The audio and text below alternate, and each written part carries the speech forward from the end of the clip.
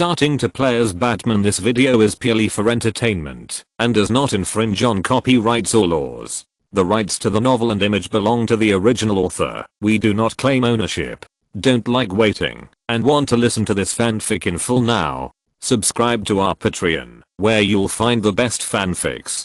Chapter 26, The Haunting. As a well-known second-generation tech-savvy rich man in the American comics circle, Mr. Bat naturally has a full range of equipment.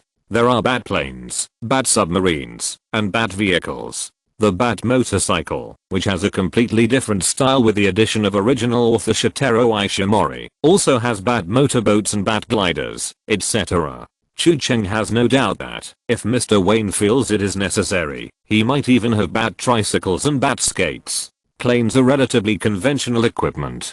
In the past Arkham Knight games, Batman could summon a chariot to help at any time, and in this game, in addition to chariots, there are also options for planes and submarines. Chu Cheng received guidance in the novice tutorial on the first day. Players can choose from 2 bat vehicles, a submarine, and 2 fighters before going into battle.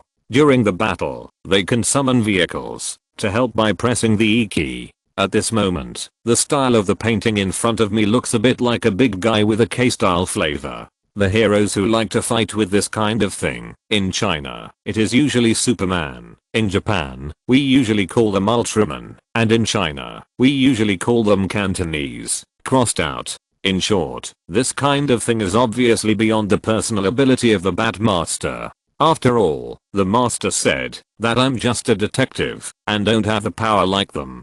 So at this time, he has to use some external assistance with personal characteristics, commonly known as money ability. The Bat fighter climbed rapidly, like a black crow taking off at high speed. A gorgeous blue flame spewed out, and when Luo Yajin's retina reflected the trajectory of the flame, the fighter was no longer in place. The operation mode of the Bat fighter is similar to that of the Batmobile in the game Arkham Knight, except that the weapons it carries have more functions and the operation feel is also different. Approaching the target at super high speed, Chu Cheng activated 3 or 4 different weapons in one breath, and used the mouse to lock the target under the guidance of the shooting assistance of the game system. All bullets fired.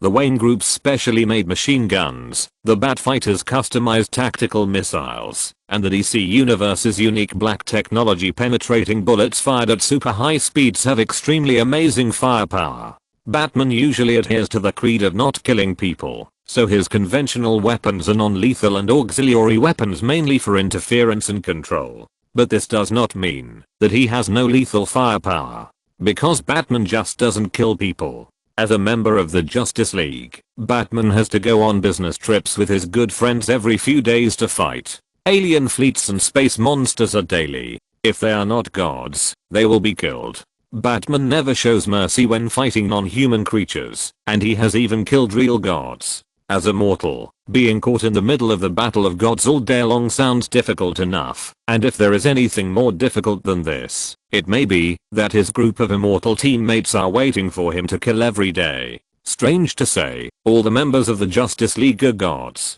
What about aliens, who can pull a planet into the core of the sun with their bare hands and wear their underwear outside, as if they were taking a hot shower? What about anti-Newton warriors who can break all the laws of physics at such a fast speed that they can theoretically achieve self-crossing? However, although each of them is ridiculously strong, they have a debuff, that is, they can be the C in their own comics, but their IQ will be reset to 0 as soon as they form a group. In fact, even the Superman who everyone likes to criticize the most has a high IQ.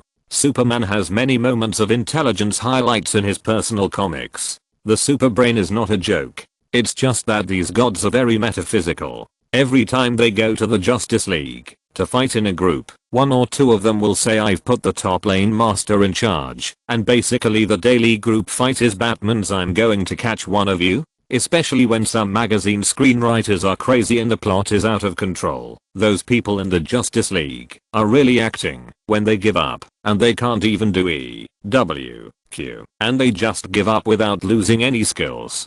Batman is like a group of superpowered giant babies. Such high intensity torture of teammates naturally trained Batman to have to be the C. The lethal weapons carried by the Bat fighter were designed to gank alien warships and super monsters. Although they could not compare with the immortal teammates of the Justice League, their firepower was definitely comparable. This wave of full power bombing directly blew black smoke all over the monster, and even its size seemed to shrink. A large amount of black matter was blown off its body into the air, disintegrating into black mist. Various weapons exploded on its body one after another, like gorgeous fireworks. The laughter of the crazy people on the street stopped abruptly. They stopped attacking and knelt on the ground with their heads covered in pain, making sharp and miserable screams. Luo Yajin was trying to stop them from killing each other by breaking their legs one by one. When he saw this scene, his eyes lit up.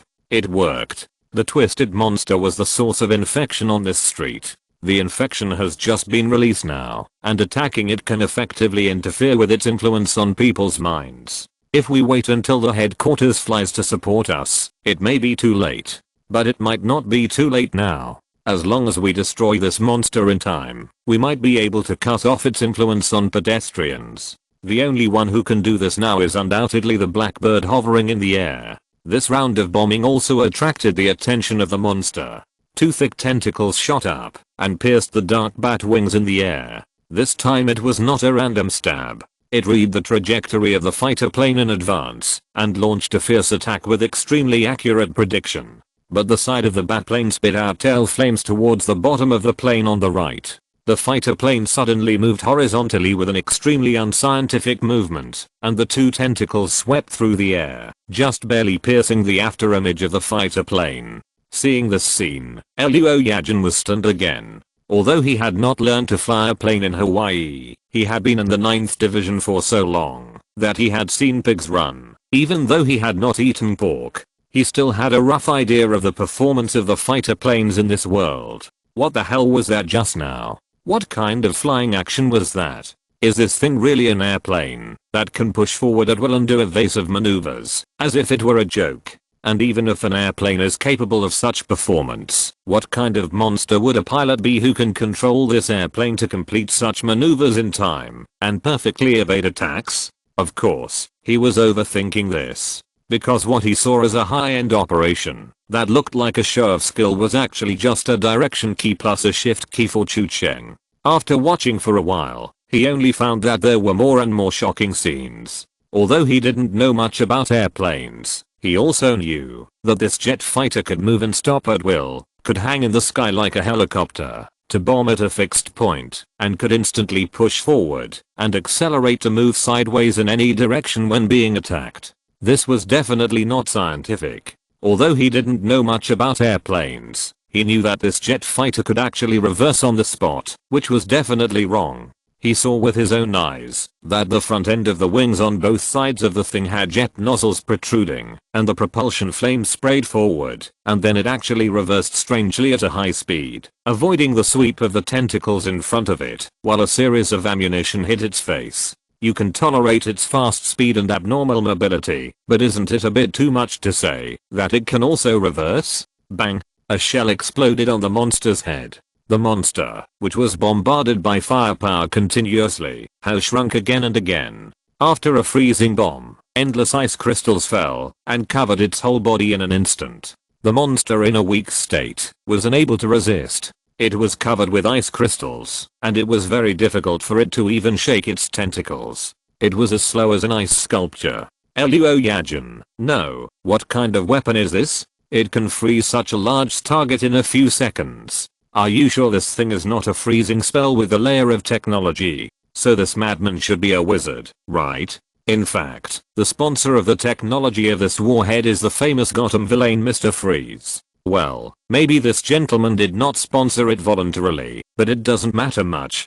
Mr. Freeze can be said to have done quite in-depth research on freezing. Not to mention a mere monster, he even developed a freezing anti-aircraft gun that could freeze an entire city. This plot was also put on the screen in the 1997 Batman movie starring the Governor. The bat fighter stopped moving and once again unscientifically hovered in the air. The various machine gun barrels locked onto the target again and fired all the bullets. The freezing not only slowed down the monster's movement, but also weakened its defense, making it unprecedentedly vulnerable. The last full salvo fired all the output ammunition carried by the bat fighter in one breath. and the frozen monster flew away with ice crystals all over the sky. Luo Yajin looked at the fireworks exploding all over the sky and then looked at the dark bat hovering in the air. He should be happy that the crisis was finally resolved, but now he has mixed emotions. You call that thing a plane? No, it's not over yet. Luo Yajin's tense nerves were about to relax, but the moment he noticed something, he immediately became nervous again. That thing is not finished yet. Laughter rang out again. It echoed in the sky above the city and in the streets, mad and hysterical, like a mockery and ridicule of the world. After the monster exploded, the dark shadow released from it turned into a majestic whirlwind. The dark and transparent storm rose into the sky like a tornado, sweeping invisibly between the streets of the city. It was a spirit. The physical monster was destroyed, but the spirit still remained, and was still powerful. MD, it really lingers. Luo Yajin cursed in a low voice. Chapter 27 A Worthy Death. The monster's entity was destroyed, but the outbreak of the mental storm worsened the situation again. Those who had already left the state of crazy laughter, either exhausted or injured, had crazy smiles on their faces again not long after the transparent storm rolled up. So everyone fought and bit, and returned to the rhythm of the demons dancing wildly. The short break just now was considered a halftime break. The referee blew the whistle again, and the second half continued. Luo Yajin pulled a man who was riding on a girl down, threw him aside, and shot him in the leg, while continuing to communicate with the communicator at the headquarters through the headset. Has it not arrived yet? Did the headquarters send a bullet cart? The commissioner is approaching, and is expected to arrive in 5 minutes. So does the headquarters know that the situation has changed now? Luo Yajin interrupted impatiently, while he stepped on the leg of the crazy citizen. The monster has been killed, but the spirit has gone berserk, forming some kind of mental storm. This thing is more powerful than before, and even I have been affected to some extent. Luo Yajin has received special training in the Special Service 9 Division, and he knows what it feels like to be affected by the source of infection. Just like now, he felt a kind of oppressive atmosphere falling like a black cloud, pressing people so hard that they could hardly breathe. The crowds around him who were laughing wildly and releasing violence seemed to have formed a dark wall, pressing down on him from all sides. And the kind of creepy laughter that seemed to penetrate into people's bones echoed in his mind, as if it was on a loop. Even he, as a special person, was disturbed, and he couldn't imagine how much impact this storm would have on ordinary people. There was a burst of noise from the other end of the headset, and then another voice sounded soon. Agent Luo, this is Miyazaki from the Infectious Disease Research Department. Can you hear me?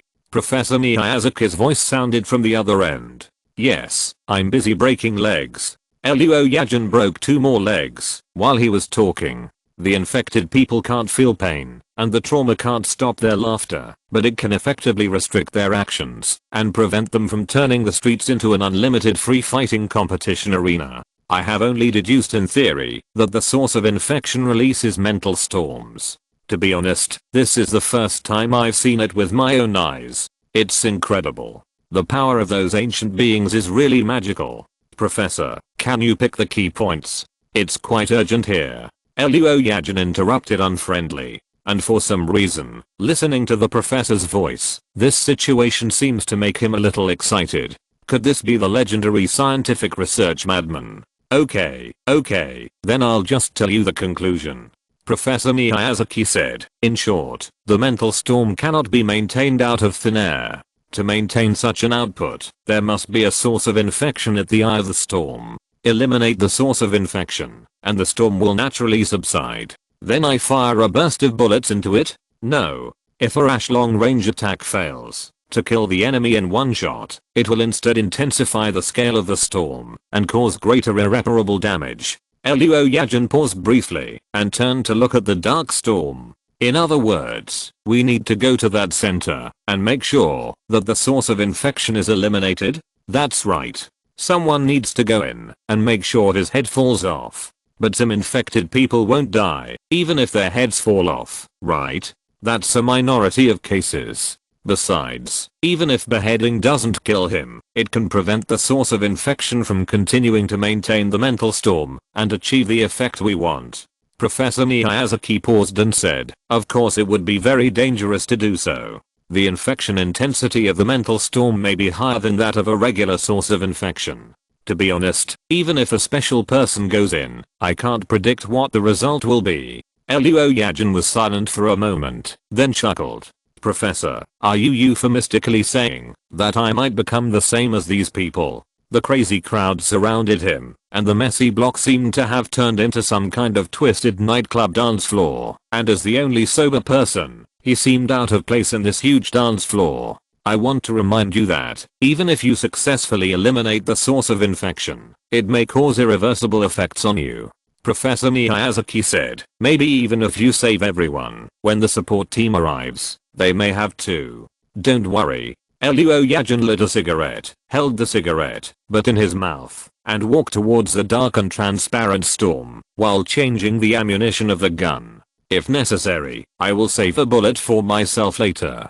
After a pause, he smiled carelessly. "Professor, you told me this method, implying that this is what I should do, right?" "I didn't say that. I just told you the solution and the interests. As for what measures to take, it's your own business." Then the line was cut off, and a crisp female voice sounded in the headset. "Wait for backup there, this is an order." It was Chen Miyu's voice. Although she was much younger than Luo Yajin, she was his superior. Luo Yajin smiled. "Orders? You know that kind of thing can't restrain me." He tapped the ash of his cigarette, and continued to walk towards the center of the storm with a slow but firm step. "If I was really willing to obey orders, and abide by the rules, I would be your superior now." Chen Miyu's voice slowed down a bit. "Brother Luo, you don't have to go. The support is coming soon, and the team at the headquarters is also studying whether there are other countermeasures. Even if there is, we can't wait." Luo Yajin interrupted her and said calmly, "Professor Miyazaki is right. This is the best solution at the moment, and I'm the most suitable candidate. My time has long been stagnant. The only meaning of my work in the 9th department and even living to this day is to find a suitable destination. If today is that time, it will be a good death. I will not regret it, or feel sorry for it, and no one will feel sorry for me." He smiled carelessly, took a deep puff of cigarette, and threw the cigarette butt aside. "Because those who feel sorry for me are already buried." After saying that, he cut off the communication without giving him a chance to reply. At this time, he was already close to the periphery of the storm. The voice of his companion disappeared from the headset, and layers of wild laughter followed. Distorted phantoms began to appear in front of him, including men, women, old people and children, all with terrifying and twisted smiles on their faces. This was only the outermost part. He didn't know if he could be safe inside, but he didn't care. Because just like why he came to this casino tonight, he didn't need any reason to act. It was just a whim. He didn't care, even if it destroyed him. Ending this disaster alone, and then shooting himself sounded like a cool way to die. He curled his lips. It was definitely a worthy death. But Luo Yajin never thought that he didn't get this chance to show off in the end. He felt his ankle tighten. Before he could react, whether it was an illusion, a huge force pulled him to the ground, and then dragged him far away from the storm on the ground, and finally hung upside down under a street lamp with his head down, and his feet up. What the hell? Luo Yajin, who was acting like a tragic hero going to die, was exposed halfway through, and was hung upside down in such an unrefined posture. He immediately lost face. He tried to look towards the direction of his feet, and saw the Batman standing on the top of the street lamp, where he was hanging. He looked down at him, and his black cloak was like a battle flag in the storm. Batman pulled Luo Yajin, who was about to die, back with a grappling gun, and hung him upside down on the lamppost. "What are you doing?" Luo Yajin was furious. "There is no time. Someone must stop the source of infection. I have to." Before he could finish, Batman had already jumped down. The Dark Knight said nothing, ignored his shouting, and strode towards the center of the storm. Luo Yajin was stunned. Did this guy intend to save him, and then go to the danger in his place? Wait. Luo Yajin struggled desperately, trying to stop the bat like madman. Come back. But there was still no answer. The Dark Knight disappeared in the storm, leaving only his solid back with his cloak flying. If you're listening to this novel on a channel other than Fanfic World, it means they downloaded and uploaded it without effort. We cordially invite you to visit our channel, Mundo Fanfic Novelos. There you'll find the original version of this story and you can explore many other novels of various genres. We're waiting for you to immerse yourself in a world of incredible novels. Chapter 28. Because I'm Batman. Batman had long since hacked into the communication line between Luo Yajin and the headquarters, so Chu Cheng was listening to their conversations and discussions. So he naturally learned how to stop the mental storm, and that Agent Luo was going to sacrifice himself to complete this mission. Of course, he couldn't just stand by and watch. Chu Cheng asked himself, if he was in Luo Yajin's position, he would definitely not be so fearless, and that's why the agent's behavior was more admirable. But fortunately, he didn't need any noble self-sacrifice to complete an important mission. Because he was just a game player. Because it was a game, he could do things that his real self wouldn't dare to do. Because it was a game, he could use abilities he didn't have, without worrying about getting hurt or dying, without worrying about attracting extra attention, and could do the right thing as he pleased. It even vaguely coincided with Bruce Wayne's ideas when Batman was born. As a person, no matter how rich and well trained he is still a flesh and blood body, and he will be targeted and killed. But if he uses the mask to become someone else, and become a symbol, he will be indestructible. And now, relying on the operation of keyboard and mouse, Chu Cheng has also become the indestructible symbol. Batman walked into the core of the storm, and soon the laughter of mental pollution was overwhelming. Chu Cheng's headset sounded a 360-degree all-round piercing laughter, as if he was personally in the scene. That was a sign of infection. That sound would echo directly in a person's brain, deafening and getting louder and louder. Those with weak wills would never be able to reach the eye of the storm. But Chu Cheng's method of dealing with this annoying sound was also very simple. He turned down the volume of the headset. The weirdness of the laughter was naturally greatly reduced when the volume was turned down. In fact, if necessary, he could even directly block the game volume, or simply open the music software in the background to play Teletubbies in a loop.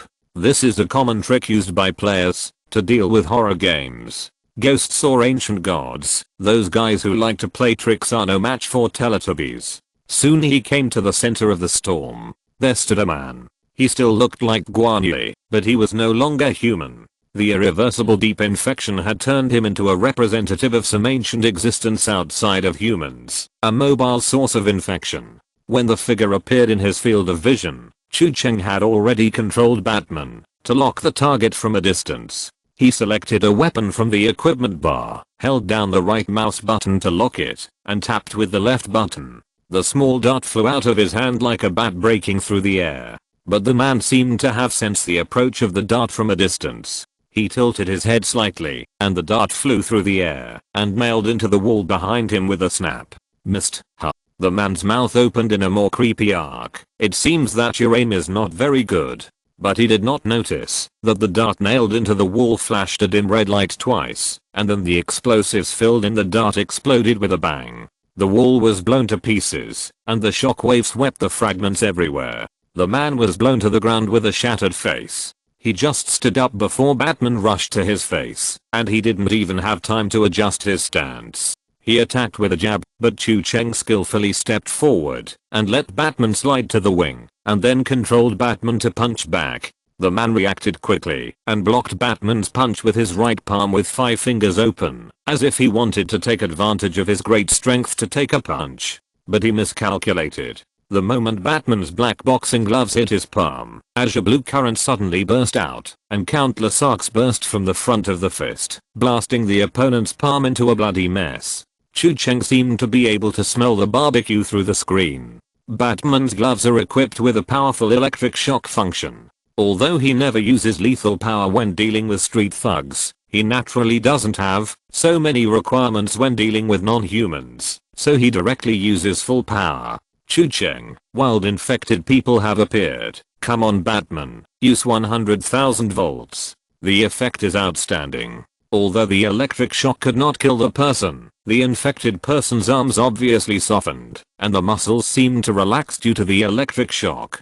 On Chu Cheng's side, an execution prompt immediately appeared above the other person's head. This is a prompt that will appear when the other person falls into dizziness or stiffness. Different moves can be selected to let Batman complete the final blow. Execution on the spot. People with an infection level of more than 80% have already died.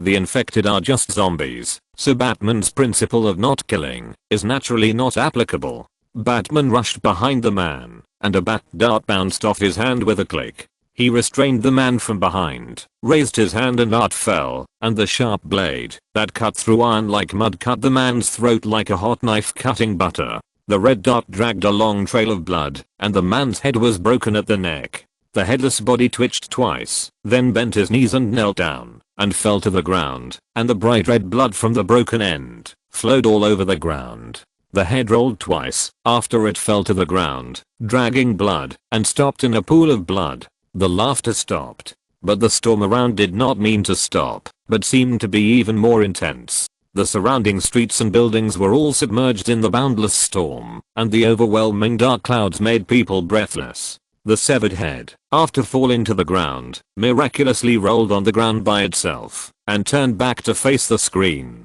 But when it turned back, Chu Cheng saw that it was clearly not the face of the man named Guan Yi. It was the face of a middle-aged man with obvious Western features and a small mustache. There was still a trace of handsomeness on that face, but it had been severely damaged by the miserable death. The moment he saw this face, Batman and the screen suddenly took 2 steps back uncontrollably, as if his heart had suffered a heavy blow.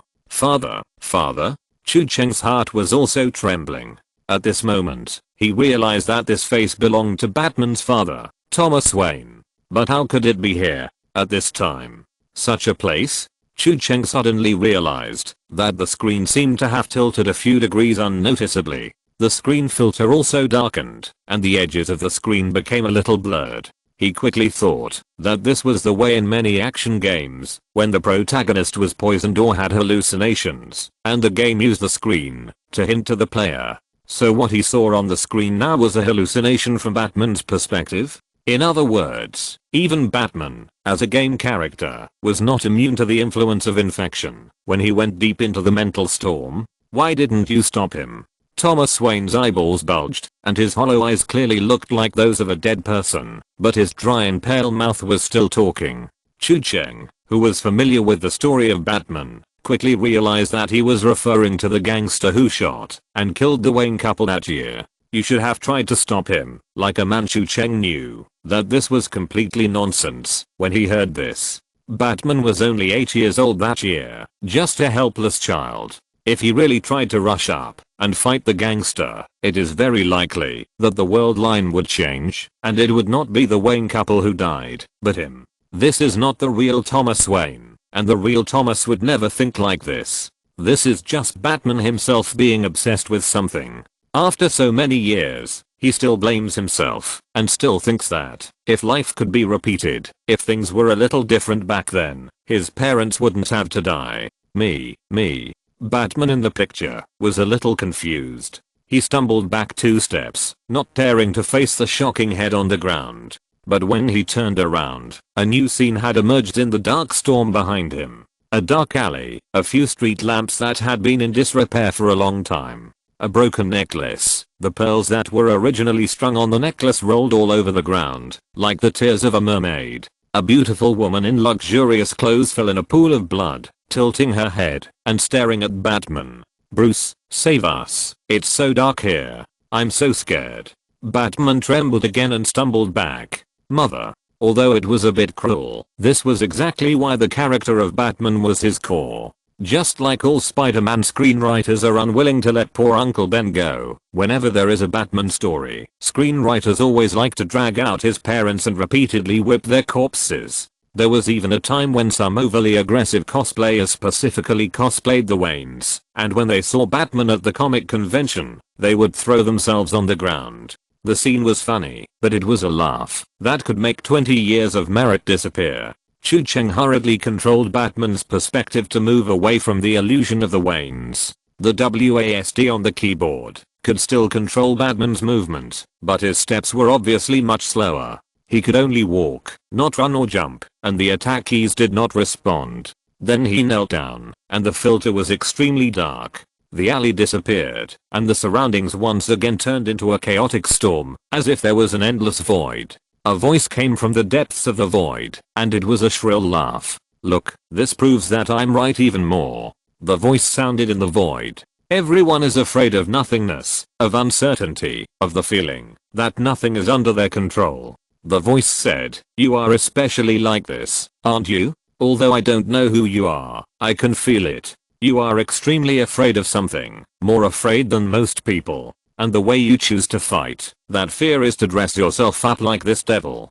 You try your best to fight against the uncertainty of nothingness, trying to make things under your control, because you have a fear that ordinary people can't reach." Batman still kept his kneeling posture. A flashing exclamation mark popped up in the upper left corner of the screen. It was explained in the instructions of the novice tutorial. The exclamation mark means that the hero is on the verge of the limit, maybe the health, physical strength, or the mental tank is about to bottom out. Once the hero becomes unable to continue the mission, the system will forcibly recall him. It is basically equivalent to the death of the character in traditional games. Another burst of laughter echoed in the void. "Look, we are exactly the same, or we are simply carved from the same mold." The voice said, "You put on this tights and tried to fight fear in this way, while I chose to directly transform into nothing. My ability is born for this. For all those who are uneasy about the unknown and those who cannot control their own lives, my ability can make them masters of themselves again.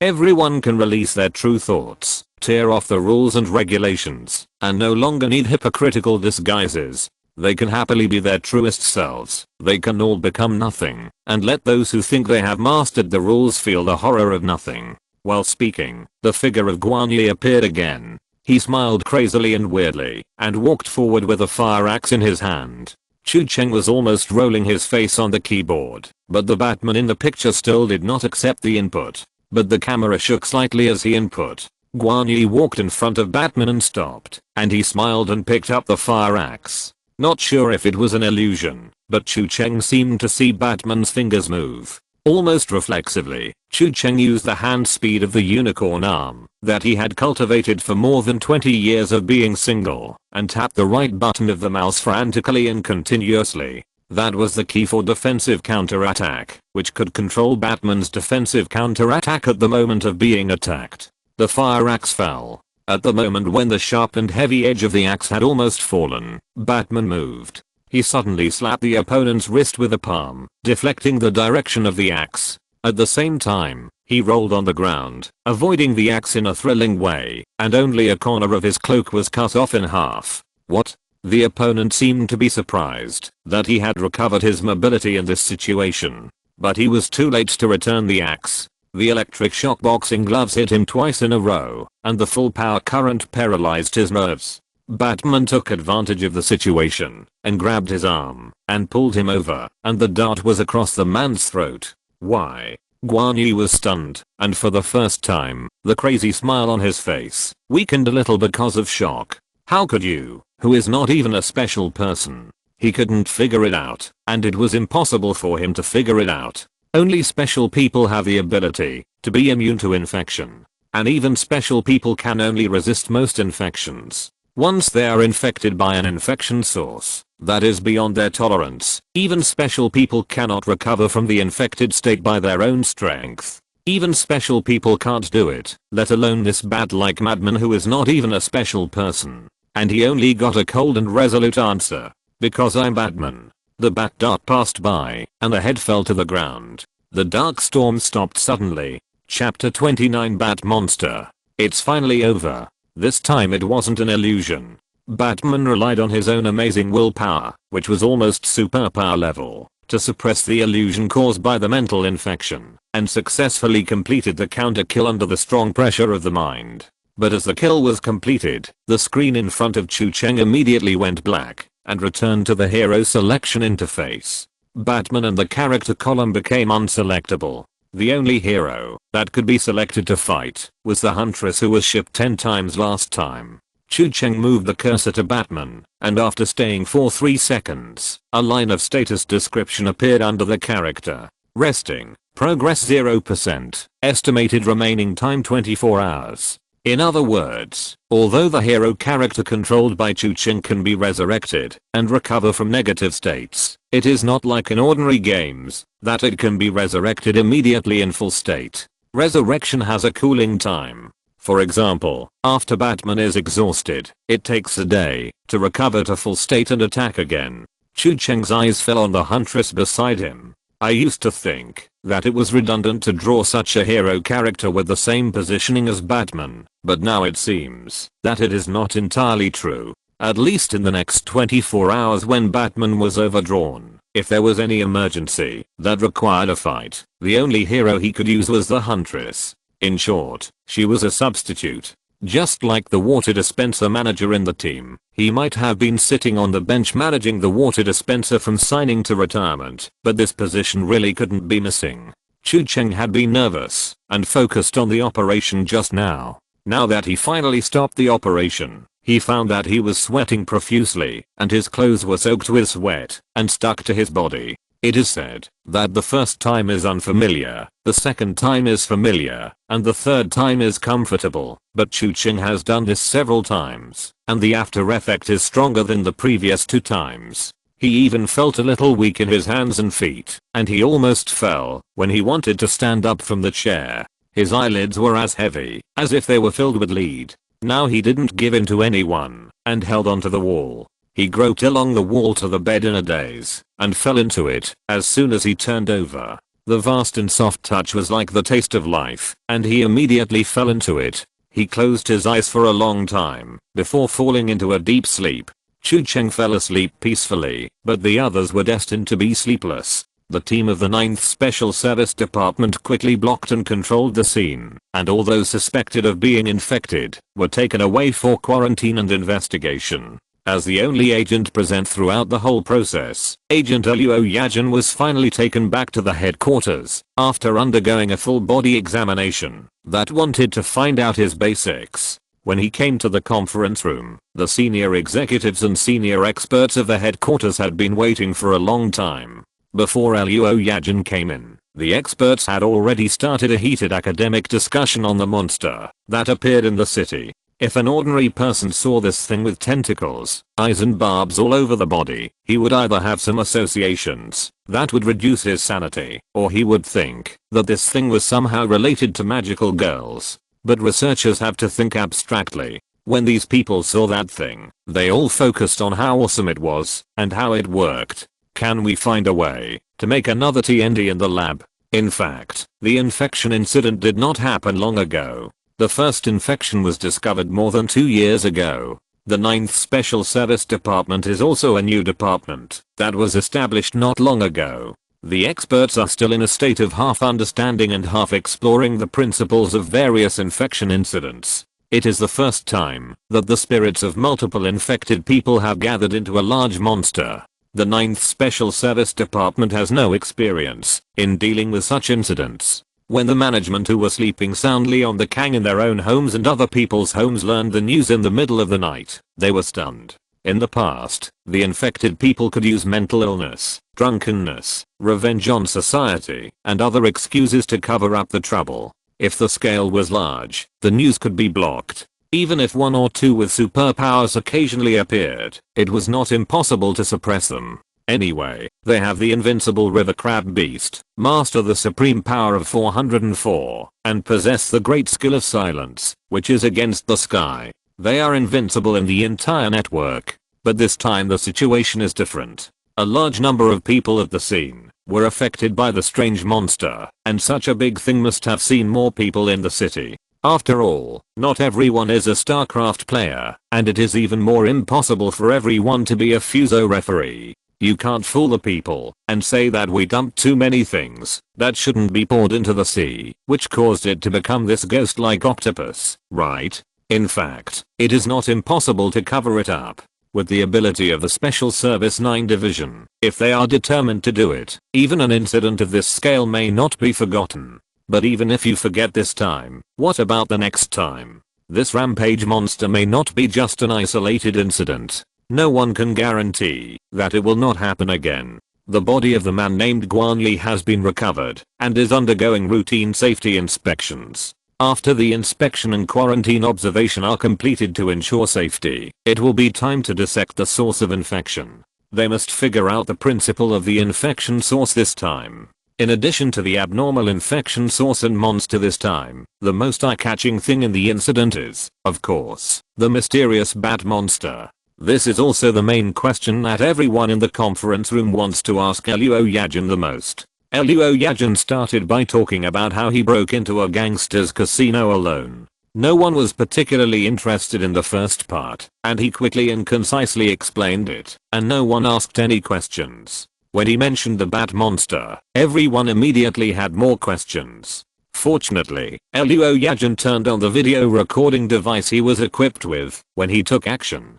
So although the clarity was not high and the shooting angle of some pictures was not satisfactory, it was first-hand video data after all. The first-person perspective is like Nick Fury looking at the notice board, which is clear at a glance. In the first half of the development, everyone's discussion focused on the other party's superb mobility and those strange black technology equipment. For example, in the casino hall, he killed most of the heads without anyone noticing, but no one, including Luo Yajin, noticed it throughout the whole process. For example, he threw all kinds of strange props from his belt, as if they were free. These are enough to prove that this person is not only well trained, but also has so much money that he can kill people with money. Not to mention the technological level and technical content of the props he threw. The amount of money he spent on this trip is not something that ordinary rich people can afford.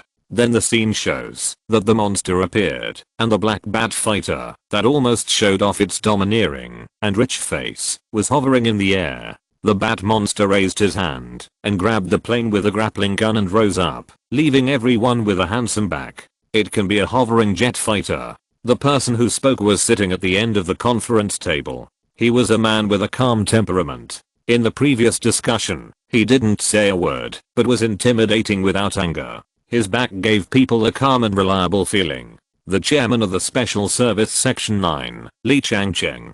Drive Hines, can we make a set of this kind of thing?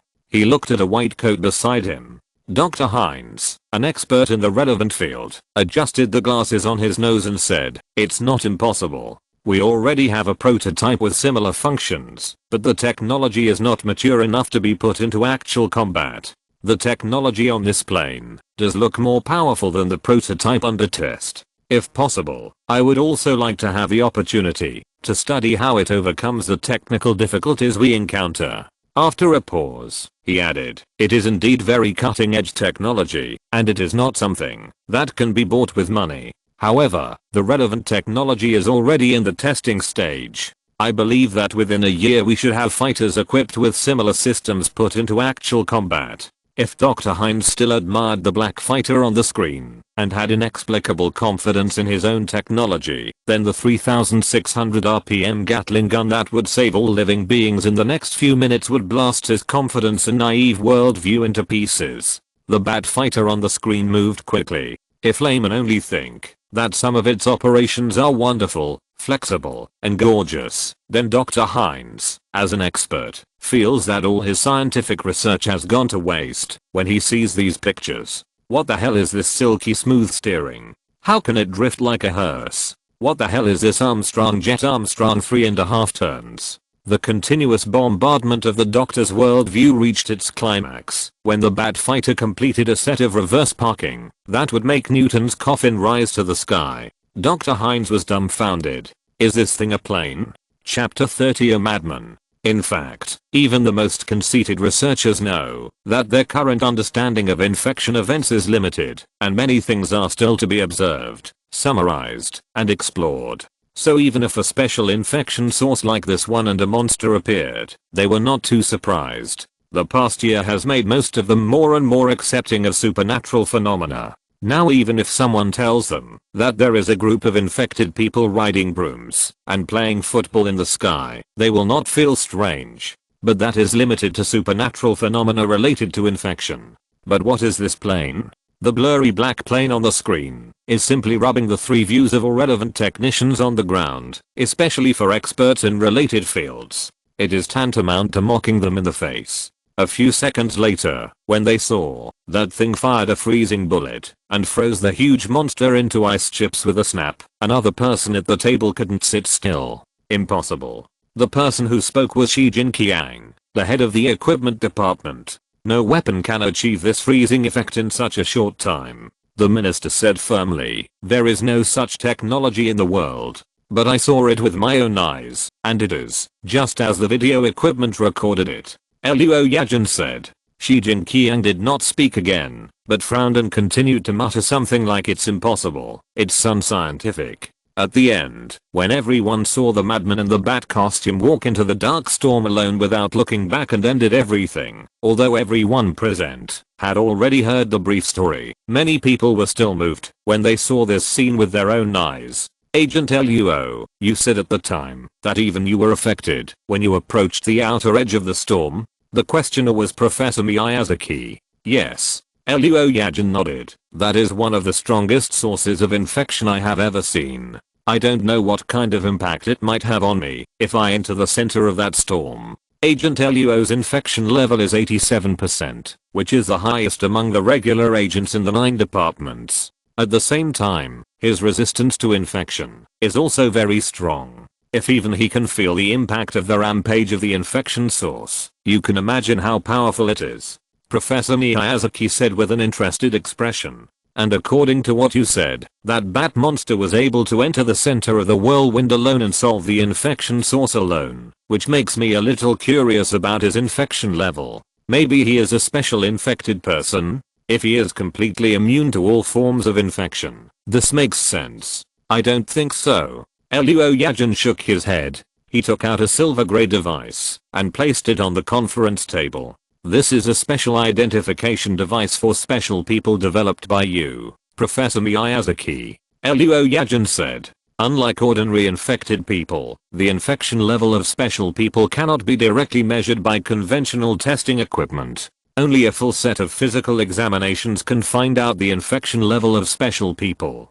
So Professor Miyazaki developed a recognition device specifically for detecting special people. However, the device is still in the experimental stage, with limited functions, and has not yet been popularized as a regular equipment for agents. It cannot measure the infection level of special people, but it can distinguish whether a person is an ordinary person or a special person. During this period, I found an opportunity to scan that bad madman, and the result was good. Maybe you should take a look for yourself. Someone picked up the device he had placed on the table and handed it to Professor Miyazaki. Professor Miyazaki took it, turned on the display on the back of the detection device, and studied it for a moment. Then he made a surprised sound.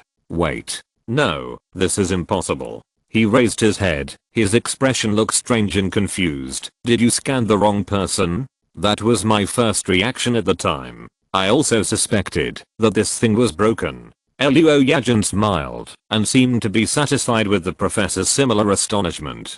But I can say responsibly that it was not. I did not make any operating mistakes, and this thing is also working properly. The former can be proved by watching my video, and the latter can be easily found by checking the device yourself. After a lot of trouble, Professor Miyazaki soon frowned. It's true, but how could it be? He muttered to himself, this shouldn't be, and it's impossible. No one can do it, and no one should be able to. What's wrong, Professor Miyazaki? Someone couldn't help but ask. Professor Miyazaki raised his head and swept his confusing and strange eyes over everyone. That bat monster, he looks like an ordinary person. The conference room was silent for a long time. Wait, someone said, I don't quite understand. Are you saying that he is not a special person? The readings do show that. Professor Miyazaki's expression was also a little confused. Everyone in the meeting looked at each other, and they all showed expressions as if they had seen a ghost. An ordinary person, under the strong mental pressure that even special people may not be able to withstand, eliminated the source of infection. Maybe an absolute special person? Someone asked tentatively. No. I considered this situation when I designed the identification device. This device can identify even an absolutely special person. Professor Miyazaki said with great confidence. That person is definitely an ordinary person, no doubt about it. The man was silent for a moment and then asked, is it reasonable for an ordinary person to withstand such a strong infection pressure and eliminate the source of infection? Not only unreasonable, but it is impossible. Professor Miyazaki shook his head, his face full of absurdity. Then what do you think the situation should be? You ask me. Professor Miyazaki rolled his eyes. How the hell do I know? So no one spoke in the conference room for a while. The reason why special people are called special people is because they have a special physique that resists infection. How can a mortal resist the erosion of infection? Looking at the frowning and thoughtful look of the whole room, Luo Yajin curled the corners of his mouth and snorted, as if he couldn't help laughing.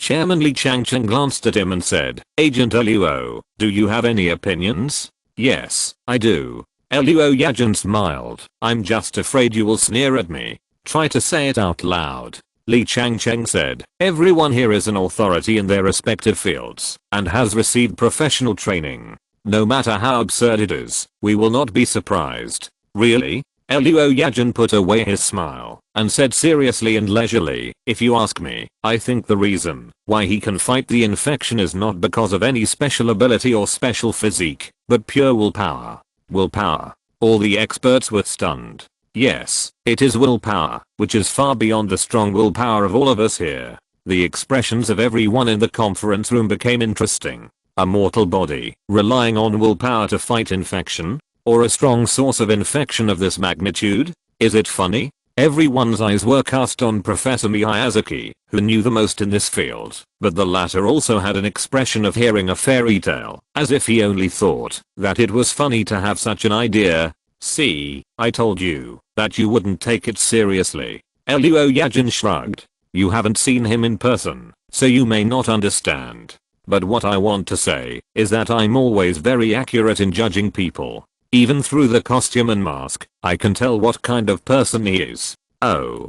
Professor Miyazaki asked with interest, then what kind of person do you think he is? Luo Yajin took a deep breath and sat up straight. An extremely calm paranoid, an avenger who can give everything for his firm belief, a madman. He paused. A hero. Chapter 31 The Routine of Unscrupulous Merchants. After Chu Cheng finished killing the monsters, he fell on the bed, closed his eyes, and opened them again, and his stamina bar was fully restored in one breath. When he got up, he even felt more energetic than before. He had discovered before that this game not only allowed him to shake the various heroes of DC and M to go out and beat people along the network cable, but also turned into a fitness simulator to strengthen his body and strengthen his physical fitness. In fact, although the results of the test at the Secret Service headquarters last time disappointed Professor Miyazaki because he did not see the outstanding physical advantages of Chu Cheng, it was a big breakthrough for Chu Cheng personally. As the saying goes, people's physiques cannot be generalized. For example, some people can fight all night long without sleep, but there are also some people who I got up and killed them in one shot, and then they are there to torture their teammates with I'm ready, GKD, don't dawdle. That's right, I'm talking about eating chicken. Those who think wrongly suggest copying the core values 100 times. People know their own affairs, and Chu Cheng naturally knows how much he weighs. He is a typical otaku, with nothing to show for it, except that he is good at playing games. He is the kind of person who is literally I'm timid in real life, but I punch hard in games. The blood vessels are either cola or fat. So this time the physical test result is actually quite good among his peers, which is really unexpected. You have to know that he has only been online a few times since he loaded this game, and the efficiency of physical fitness enhancement is already quite amazing. Of course, Chu Cheng can also foresee that it will be relatively easy to improve at the beginning. After all, he has a solid foundation.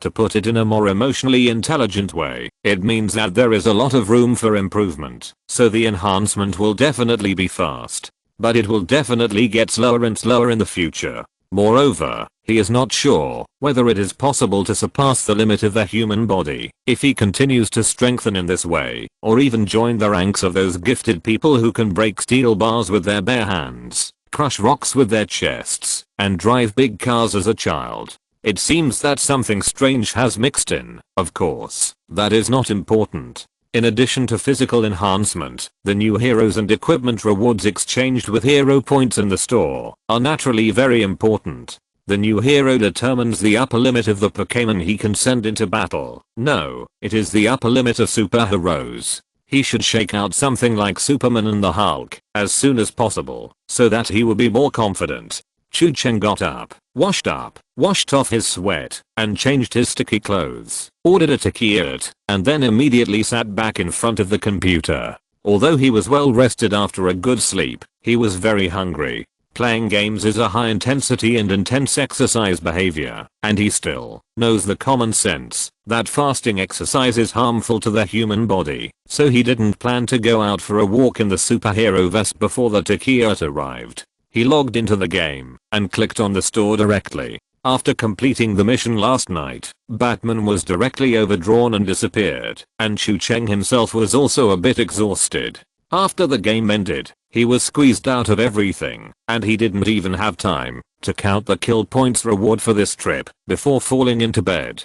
Now of course, I have to take a good inventory of this harvest. Last night, I brushed the villain's idiot, ganked a dangerous infection source with Agent Luo Yajin, and fought a giant tentacle monster in a high-intensity line. Finally, under the mental pressure of the Wayne couple's repeated whipping, I killed the infection source and saved the world. After completing this wave of task lists, the points reward is certainly not the same as the previous patrols to kill a few street thugs. When I went online, I saw that the hero points accumulated in one go reached more than 2,400, and I also received a seal level hero point coupon that can be exchanged for 8 single draw opportunities in the store. Woohoo takes off. For Chu, who was so poor that he couldn't even open his pot after completing the 10 consecutive waves of the novice period, this wave is undoubtedly a great harvest. There is no need to hesitate.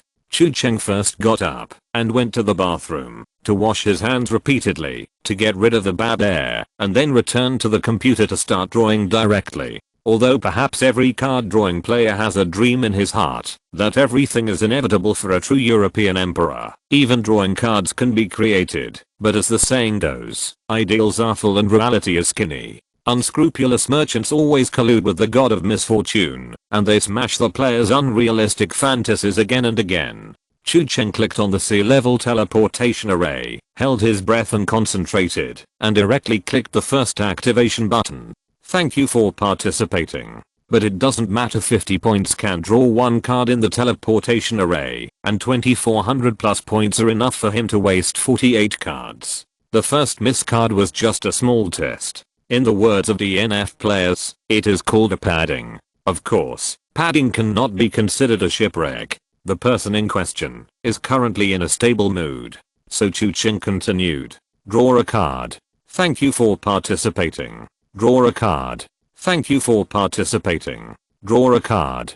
Thank you for participating. 13 cards were drawn in a row. The person in question's face became darker and his emotions became more and more volatile. He moved the cursor to the card draw button for the 14th time with his almost trembling hands. A hero or equipment. Kiuli cream. Draw a card. There is an old saying that great effort can bring miracles.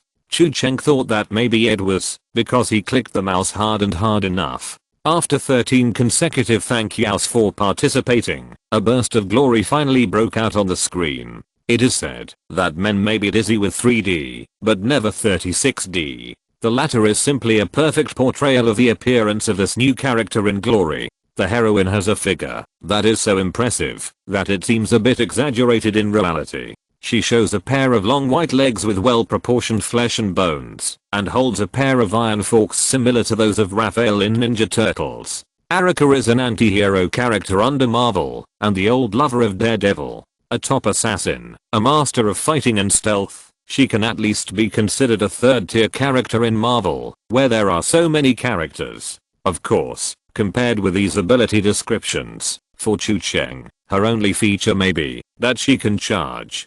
Top fighting skills? Obviously not as good as Batman. Stealth master? Speaking of this, the master is even less sleepy. It is still the same embarrassing problem as the female hunter. The positioning is repeated with Batman.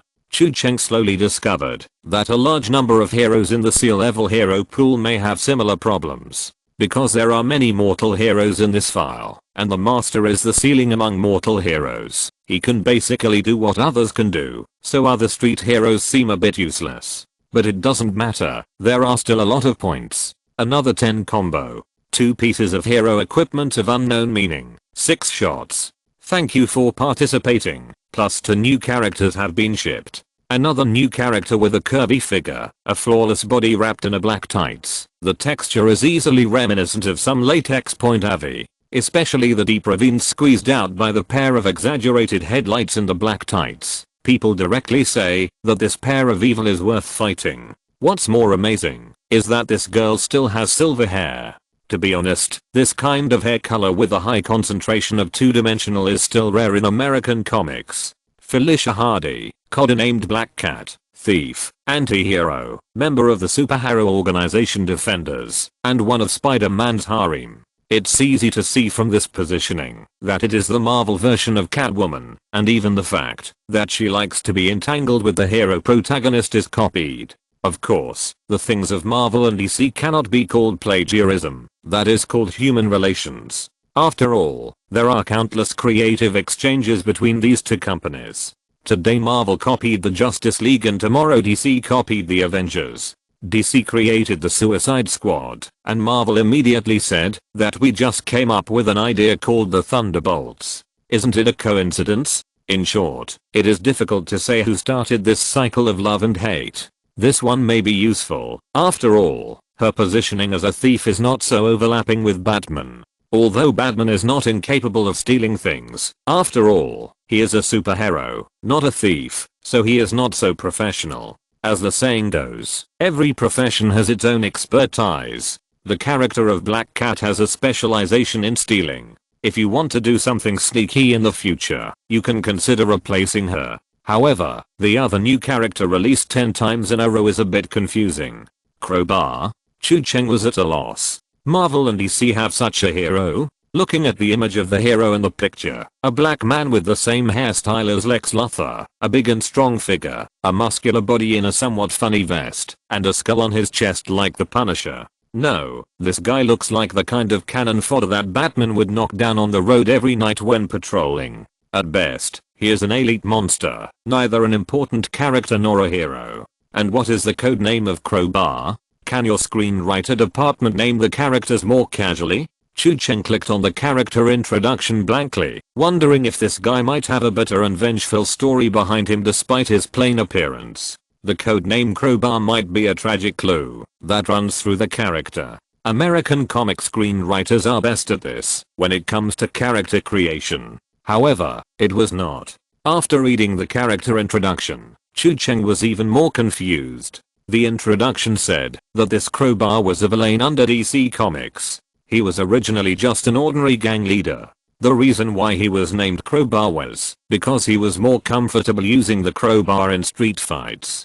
It seems reasonable, but I always feel that something is wrong. It is said that he was later spotted by a supervillain and joined a villain organization. The new boss of the organization was very supportive and said that if he followed me, he would eat and you would wash the dishes. Maybe he felt that the little brothers of the supervillain alliance were too amateurish, so he generously expressed his willingness to equip each of them with a high-tech weapon. So the boss asked, "What is your code name, and what are your special skills?"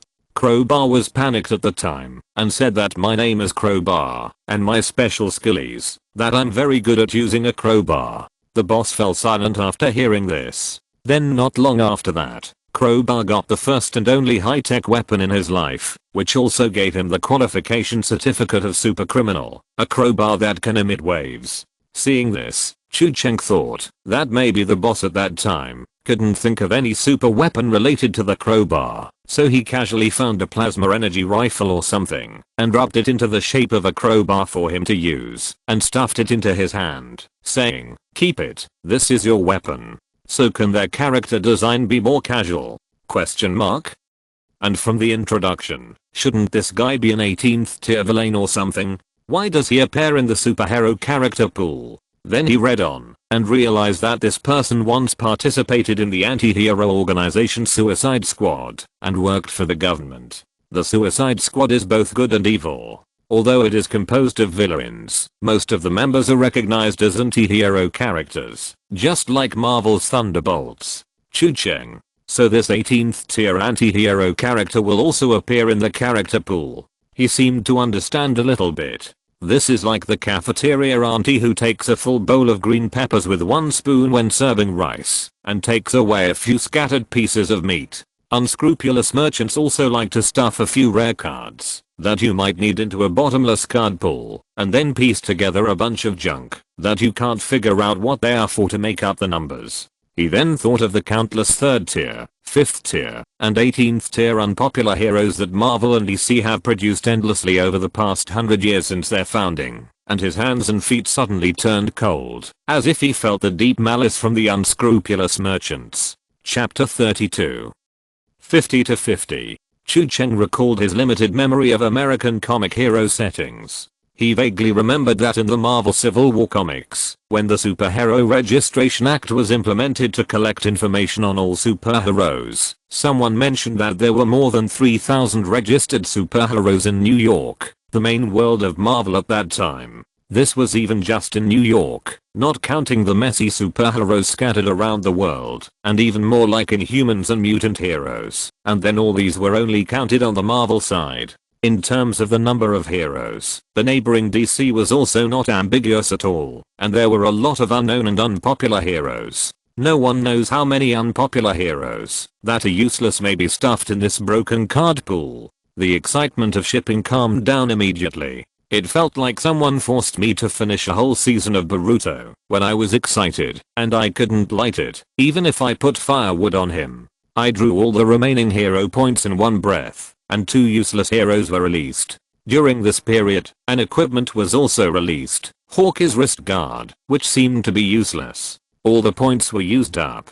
Chu-Cheng, who felt rich just a few minutes ago, was now back to the days before liberation. After more than 2,400 points were invested, there was a sound, which reminded him of the fear of being dominated by the card drawing game. But it didn't matter. After yesterday's mission, he gained not only points, but also a hero point coupon that could be exchanged for 8 single draws. A great man once said that heroes should not flee from the battlefield. Another great man once said that it is meaningless if you don't use it when you should.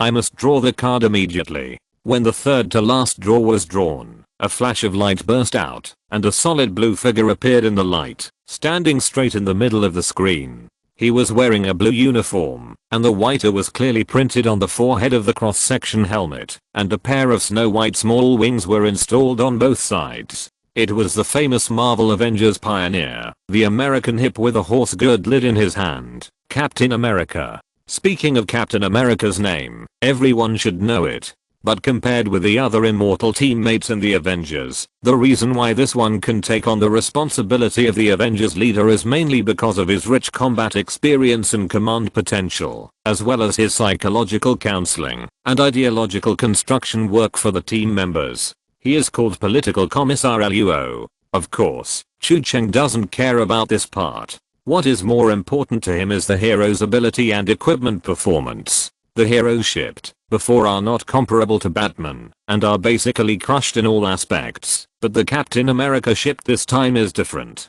Although Captain America cannot compare with Batman in terms of money and technological equipment, he wins in terms of hardware quality. After all, Batman is just immortal, while Captain America is a super soldier.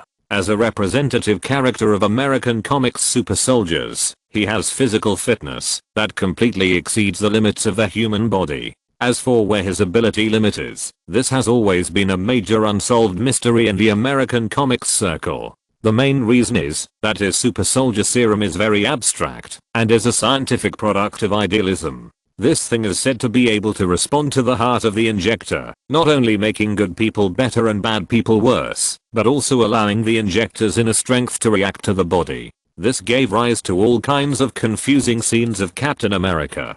The official said that he could bench press 1,200 pounds without any assistance, which is equivalent to 545 kilograms. but everyone knows about the setting, and for American comic screenwriters, it is also I said this, and you listen to it. If you take it seriously, you will lose. So you can see Captain America and Crossbones fighting hard, and you can also see him pulling a helicopter in the air with his bare hands. As a reserved program, you can even see him facing Thanos head on. As we all know, the flagwood in the neighboring Konoha village is called Little Captain America. He is strong when facing strong and weak when facing weak. His passive skill is to fight anyone 50-50. I just don't know if this idealistic passive skill is still useful for game characters. If it was before, Chu Cheng would definitely think that it was not such a metaphysical setting, but after the battle last night, he was not so sure. Because the Batman he controlled last night clearly showed a strong willpower to resist the source of infection, and even during the period, there was a memory of whipping the Wayne couple. This made Chu Cheng begin to realize that the character he controlled has more than just abilities. If you say they have their own consciousness, obviously they don't.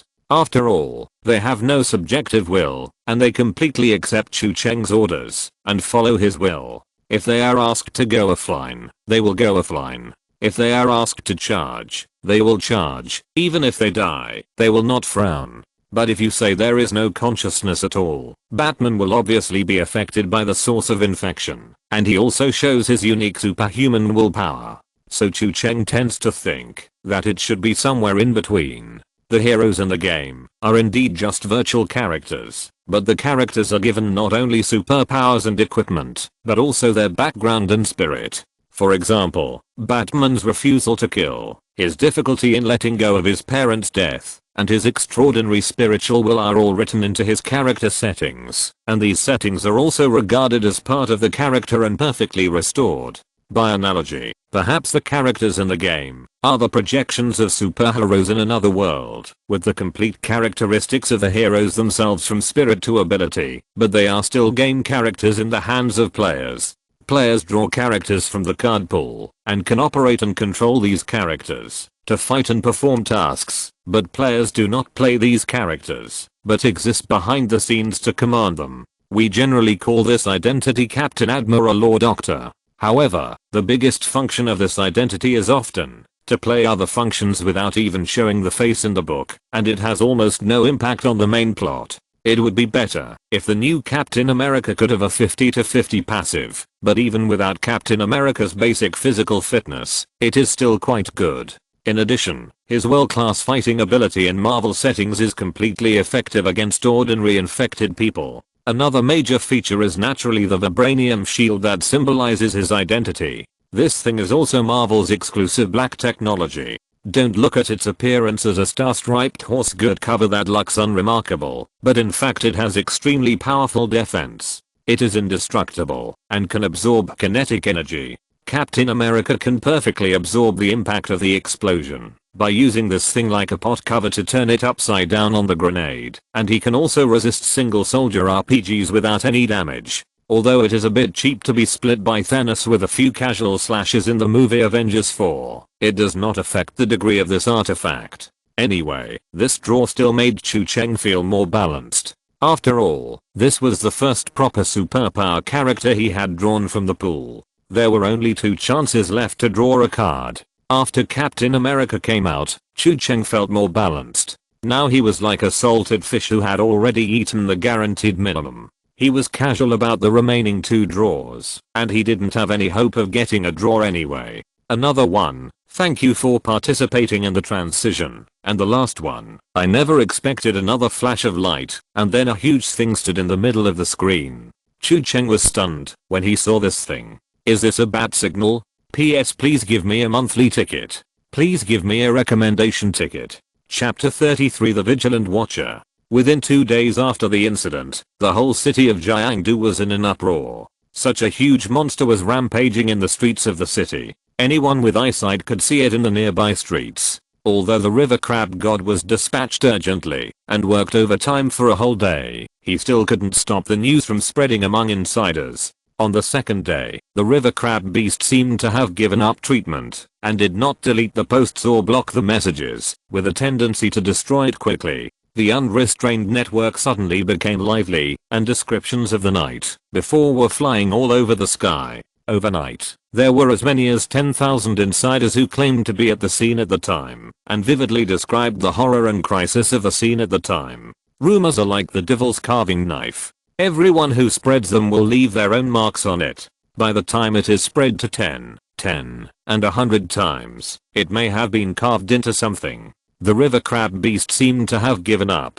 but most of the news circulating on the internet was limited to text without video or pictures. Anyway, no one had pictures or evidence, so it naturally depended on who made up the more realistic and exciting one. In addition to the terrifying madness and the terrifying monsters at the scene, the focus naturally fell on the mysterious man who stopped all of this. I don't know who first released this news, but gradually everyone knew that it was a mysterious cross-dressing knight who killed the monsters and stopped the disaster. No one has his video footage, and the generally accepted information on the internet only says that he looks like a bat. Other than that, people know nothing about him. They only know that this warrior ended the disaster alone without teammates or external help, and stopped the expansion of the disaster in time. A large number of witnesses came forward one after another, saying that they saw the mysterious hero with their own eyes. He can fly. I saw it with my own eyes. I saw him flying in the sky and fighting with that monster.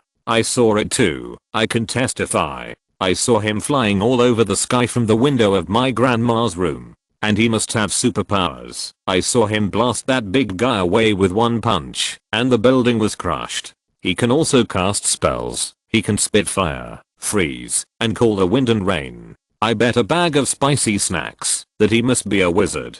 As the topic fermented and attracted more and more attention, someone soon discovered news that had not attracted attention 2 nights ago. For example, a woman was attacked by a pervert when she was walking home at night, and a mysterious knight appeared and broke the attacker's legs. For example, someone was making trouble and fighting in the street, and the street lights along the street suddenly went out, and after a puff of smoke, the troublemakers fell to the ground in a mess. At that time, there were criminals who were arrested and shouted something like vampire bats in fear, but no one paid attention. At this time, people went back to look at the previous news, and suddenly they realized that the mysterious hero who appeared in this incident was the same person. A class representative summarized all the information that could be found on the internet and sorted out the abilities of this mysterious knight. He could fly, he could be invisible, he had the arm strength to overturn a car with at least one hand, and he probably knew spells.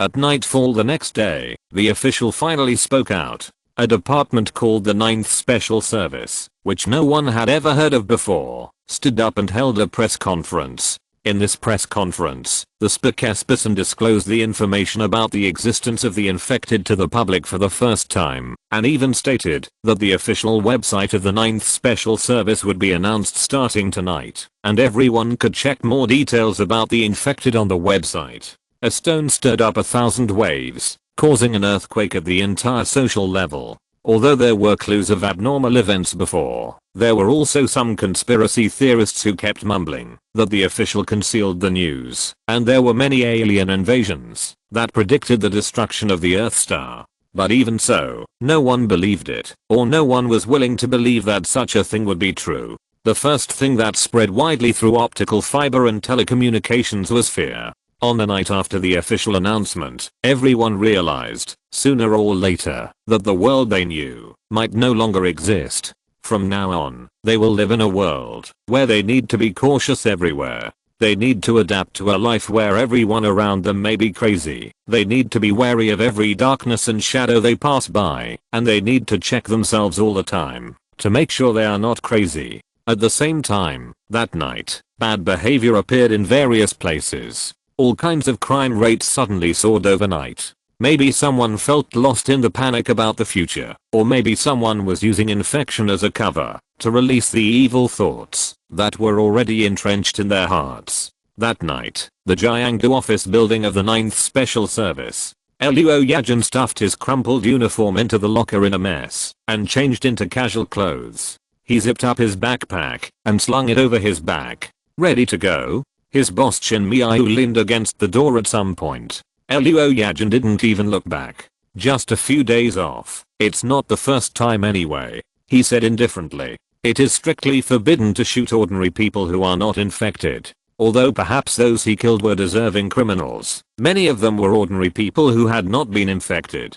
In fact, he was only suspended from his post, which was considered to be a leniency given by the higher-ups considering that he had made a contribution in this operation. Maybe that guy is right, he said suddenly. Who?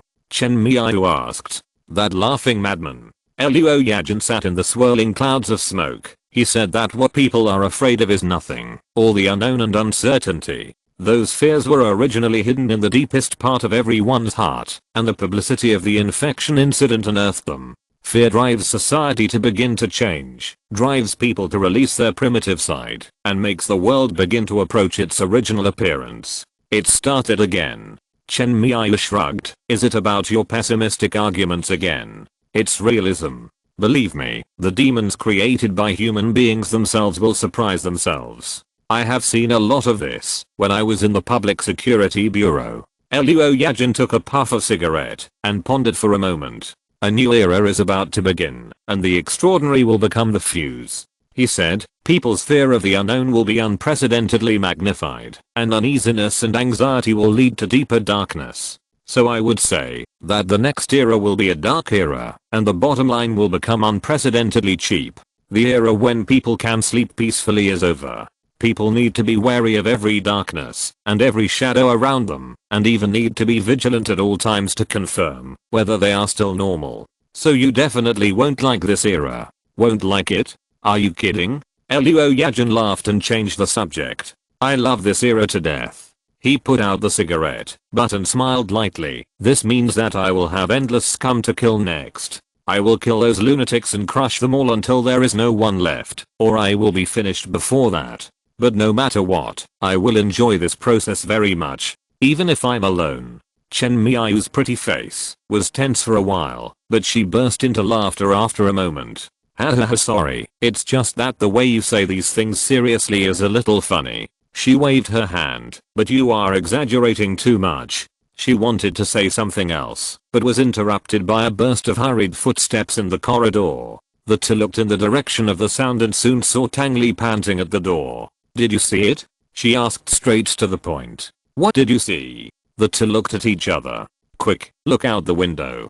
Tang Li walked across the room to the window, stretched out his hand, and pulled open the curtains with a rustle. Chen Miayu and Luo Yajin both came to the window. Then they were all stunned.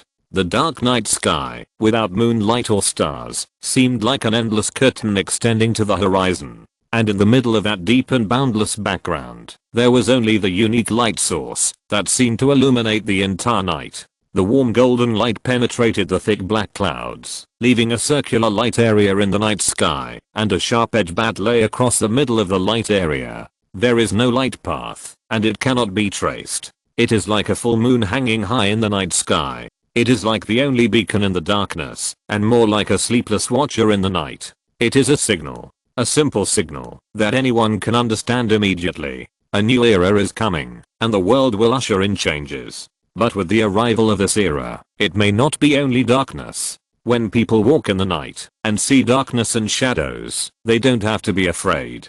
Because there is not only sin in the darkness. There are also watchers who are always vigilant. This should be the ending song of The Dark Knight. A watchful guardian continue to ask for monthly tickets and recommendations. Chapter 34. I want to know too. The headquarters of the 9th Special Service Department, an airborne mothership, is 8,000 meters above the ground. Although Chu Ching complained in his heart that this thing was a flying grave and tried not to touch it, it was obvious that neither the senior officials nor the director thought so. A large number of personnel, including the chairman of the Special Service Department, Li Changcheng, were stationed on this mothership. They ate, drank, defecated, worked, and entertained on it. Except for landing for supplies, they might not touch the ground several times a year. No one would ever question the safety of the mothership. Putting aside its own strict defense, first of all, it is flying in the sky, and at its lowest point it is several thousand meters above the ground. In addition, its coordinates are moving at any time, so the possibility of invading it is basically zero. It is said that Dr. Harrison, the general manager of the design project, patted his chest and promised Li Changcheng on the day the first mothership was completed, saying that he could fly without worry and that he had considered all possible security loopholes. If this thing can be invaded from the outside while flying in the sky someday in the future, I will stand upside down and patch it for you, and I will not stop until it is fixed. Chairman Li Changcheng was sitting in a chair behind his desk. Professor Miyazaki was using the projection screen in his office to explain to him a long list of conjectures and theoretical explanations that made people yawn. Li Changcheng didn't understand it very well, nor did he listen seriously. He just found a suitable opportunity to interrupt him. Are you trying to say that the Batman, according to your analysis and research results from various angles, is indeed a genuine ordinary person? The name Batman has also been circulating on the internet recently. It is said that the guy in the bat costume said a series of words like "I'm the Dark Knight, I'm revenge, I'm Batman" when he was beating up a group of thugs. Obviously, the last one of these three nouns is more like a code name. After that, the name spread. Yes. Professor Miyazaki nodded. I'm now 100% sure. But you said that ordinary humans cannot resist that level of infection. Professor Miyazaki suddenly became excited. Yes. This is exactly what I was trying to explain to you just now. I'm not sure what is going on, but I have put forward many possible guesses. Maybe his army uses defensive measures that are still at the theoretical stage for us. Okay, stop it. Li Changcheng interrupted the professor before he started his long speech again. All you said are your hypotheses and guesses. Without evidence, it is meaningless. Yes, but once we can find the Batman, all of this can be verified. Professor Miyazaki rubbed his hands excitedly. Think about it. He has a gorgeous outfit and so many toys, not to mention a plane. There are not many people on this planet who have the financial resources to afford these people, and even fewer who have the channels to obtain these without leaving any traces. Narrowing it down to this limited range, theoretically, it must not be difficult to at least determine which group he belongs to. Yes, it is not difficult in theory, Li Changcheng said, but we have tried it, and the result is nothing. Professor Miyazaki was stunned. Impossible. He frowned. What about the bat light? Have we found the source of the searchlight? No. The searchlight seemed to appear out of thin air on the clouds. We have tried every possible means, but still cannot locate where it came from. What about his weapons technology? The number of people and organizations in this world who have the opportunity to develop such things can be counted on one hand. Just contact those people one by one. It has been done a long time ago. Li Changcheng said calmly. They all know nothing about the Batman. Our people have also verified that what they said is true. But, Professor Miyazaki opened his mouth. That's impossible. He shook his head repeatedly. It's impossible. Absolutely impossible. Such a person, who is determined and fully armed, has the ability and skills that may crush all our agents, and has technological support that even the world's top technicians have never heard of. How could such a person appear out of thin air? He himself felt more and more outrageous. Yeah, that's impossible. Li Changcheng turned his chair and faced the window. His office has the best view on the ship. Looking out of the porthole, there was an endless white cloud layer. The scorching sun hung under the blue sky, and the cloud layer was like a snow-white blanket spread out. After a pause, he said, "We held another meeting earlier to discuss this matter. In the end, we came to a conclusion. Batman cannot be a person." What do you mean by impossible?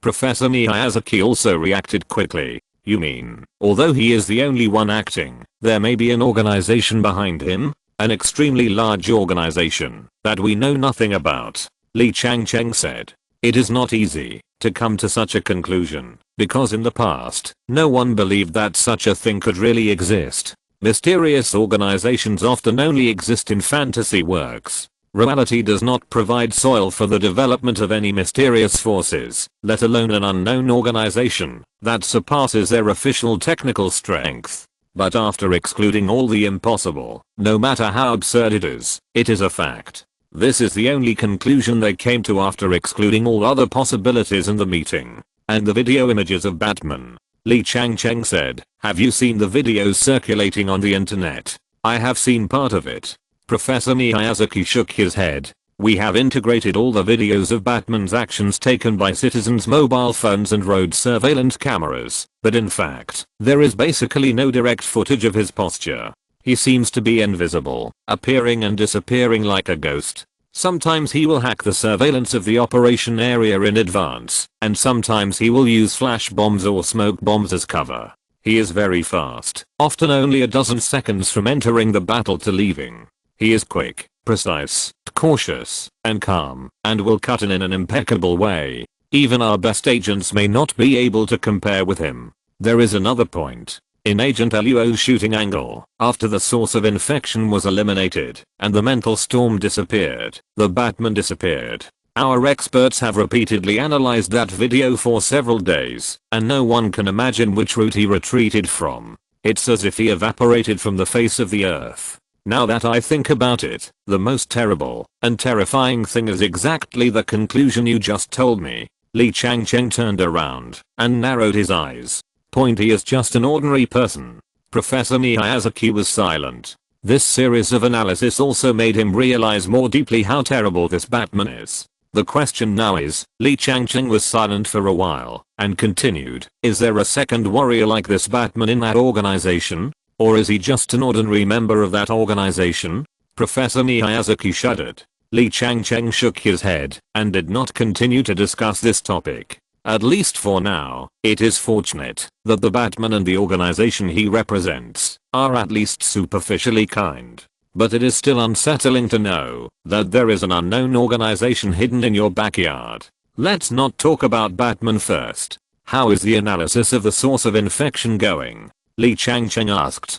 Professor Miyazaki came back to his senses and continued, "I was just about to talk to you about this part. According to the information fed back by Agent Luo Yajin's investigation beforehand, the source of infection this time should be a man named Guan Yi."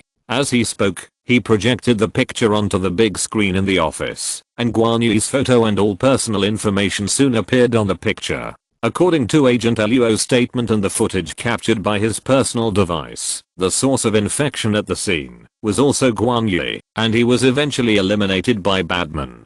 "I know all this," Lee Chang said. "Any questions?" "Yes." Professor Miyazaki looked a little strange. "I just received a report from the agent. The man named Guan Yi died more than a month ago. When his landlord came to collect rent, he found him dead in the room, and even his body had already rotted." Lee Chang was stunned when he heard this. "Who was the source of infection 2 days ago?" "That's a good question, sir." Professor Miyazaki spread his hands. "I want to know, too. If you're listening to this novel on a channel other than Fanfic World, it means they downloaded and uploaded it without effort. We cordially invite you to visit our channel, Mundo Fanfic Novelos. There you'll find the original version of this story and you can explore many other novels of various genres. We're waiting for you to immerse yourself in a world of incredible novels." Chapter 35 Crowbar Battle. 10 days ago, in the Regulans Mountains, the night fell silently, bringing a colder cold than the day. When the light faded little by little and the entire mountain range fell into darkness, it seemed that one could even hear the sound of ice cracking from deep in the frozen crust. There was no moonlight in the dark night, and the night reflected the snow-covered peaks. The biting cold wind was like crying, carrying snowflakes like swan feathers. The night sky full of wind and snow seemed to be slowly falling, and the layers of the snow-white mountains were unclear. The snow-capped mountains under the blizzard seemed like a beautiful painting, so beautiful that it was suffocating, but also deadly and dangerous. People in the storm were like an inconspicuous dot on the painting. The black SUV stopped halfway up the mountain, and half of the car body was stuck in the snow. The young man wrapped in a velvet cotton jacket, holding a flashlight, trying to stop his palms from shaking as he fiddled with the engine with the hood lifted. The car air conditioner stopped working 3 hours ago, but he still couldn't start the car. He kicked the front tire angrily, but he almost killed himself. He sat back in the car in frustration. "Still can't start?" The one who spoke was the girl sitting in the passenger seat. Her head was resting on the edge of the car window. Her beautiful face was covered with frost. Her lips were pale and bloodless, and she looked a little scary in the ice and snow. The young man tried to make his voice sound more optimistic. "It's okay. The rescue team will be here soon." He comforted his girlfriend. But his voice was getting farther and farther away in the girl's ears. The snow-capped mountains and flying snow outside the car window seemed to become blurred for a while. She felt as if her eyelids were soaked in water, slowly becoming heavier and heavier. She felt as if her body was immersed in the icy cold sea water, sinking towards the dark and deep other side little by little, until she could not even feel her own existence. She seemed to hear her boyfriend calling her name in a trance, and her body was shaken by him like a reed in the wind. "I'm just a little tired," she muttered vaguely, "just a little sleep. Hold on a little longer. Help will be here soon, just a little while." The young man shook her frantically, as if he wanted to use his trembling hands to stop the passing of the warm life. The light pierced through the snow curtain and hit her, like a sharp sword breaking through the air in the darkness, and countless snowflakes danced like elves in the golden light. "Here they come." The young man was in ecstasy. "Did you hear it, Yunnan? They are here. You held on. You are the best. We are saved. Yunnan? Yunnan, do you hear it?" She heard the boy's voice getting farther and farther away, and some other messy voices. "Is he saved? Great." She closed her eyes contentedly and fell into a long sleep at ease.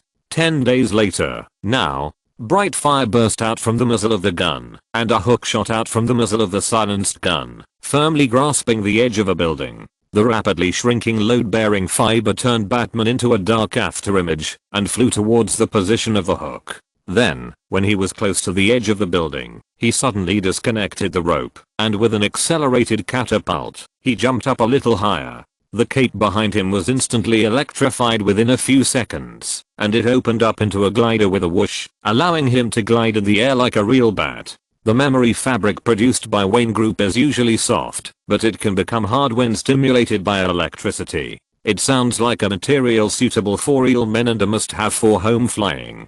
Going out for night patrols has basically become Chu Cheng's daily routine these days. He goes online every night to wander around the city and randomly selects lucky passers-by to night as training objects. By the way, when he is in the mood, he will light a bat light to scare people. The prop description of the bat light prop drawn from the prize pool told him that he could freely choose to light up the bat light in the sky of any area in the city he is currently in. The circular searchlight will hover in the night for 3 minutes. There is no light path, and it cannot be tracked, just like appearing out of thin air. Of course, this actually has no practical use. It is mainly used to scare people. It was probably to send a message to all the gangsters, saying that this place was under the protection of someone named Batman. So if you want to cause trouble, take it easy. If possible, he actually wanted to stay at home and skip classes to play the game during the day. After all, earning points and experience was the most important thing for him at the moment. But unfortunately, maybe men always have this kind of desire, but lack of strength. I thought to myself that I can still do it, and there are still 300 rounds waiting for me to play, but my body has already honestly retreated in the face of difficulties. Chu Cheng has now begun to feel that the game is a good game, but it is a bit demanding.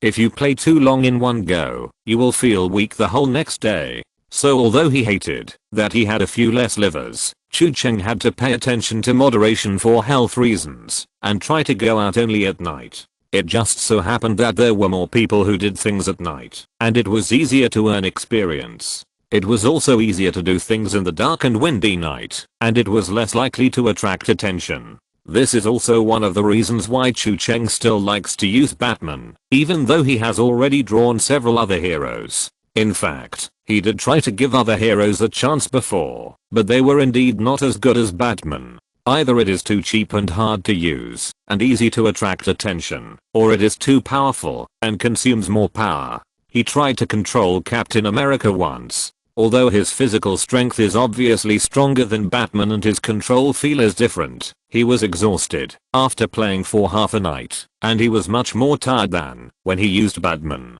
If it is for energy saving and emission reduction considerations, the most energy saving hero he currently owns should be the crowbar. He tried to control this thing to go out and wander all night, and he even had enough energy to go to class the next day. That night, he drove the crowbar out and happened to run into a group of street urchins.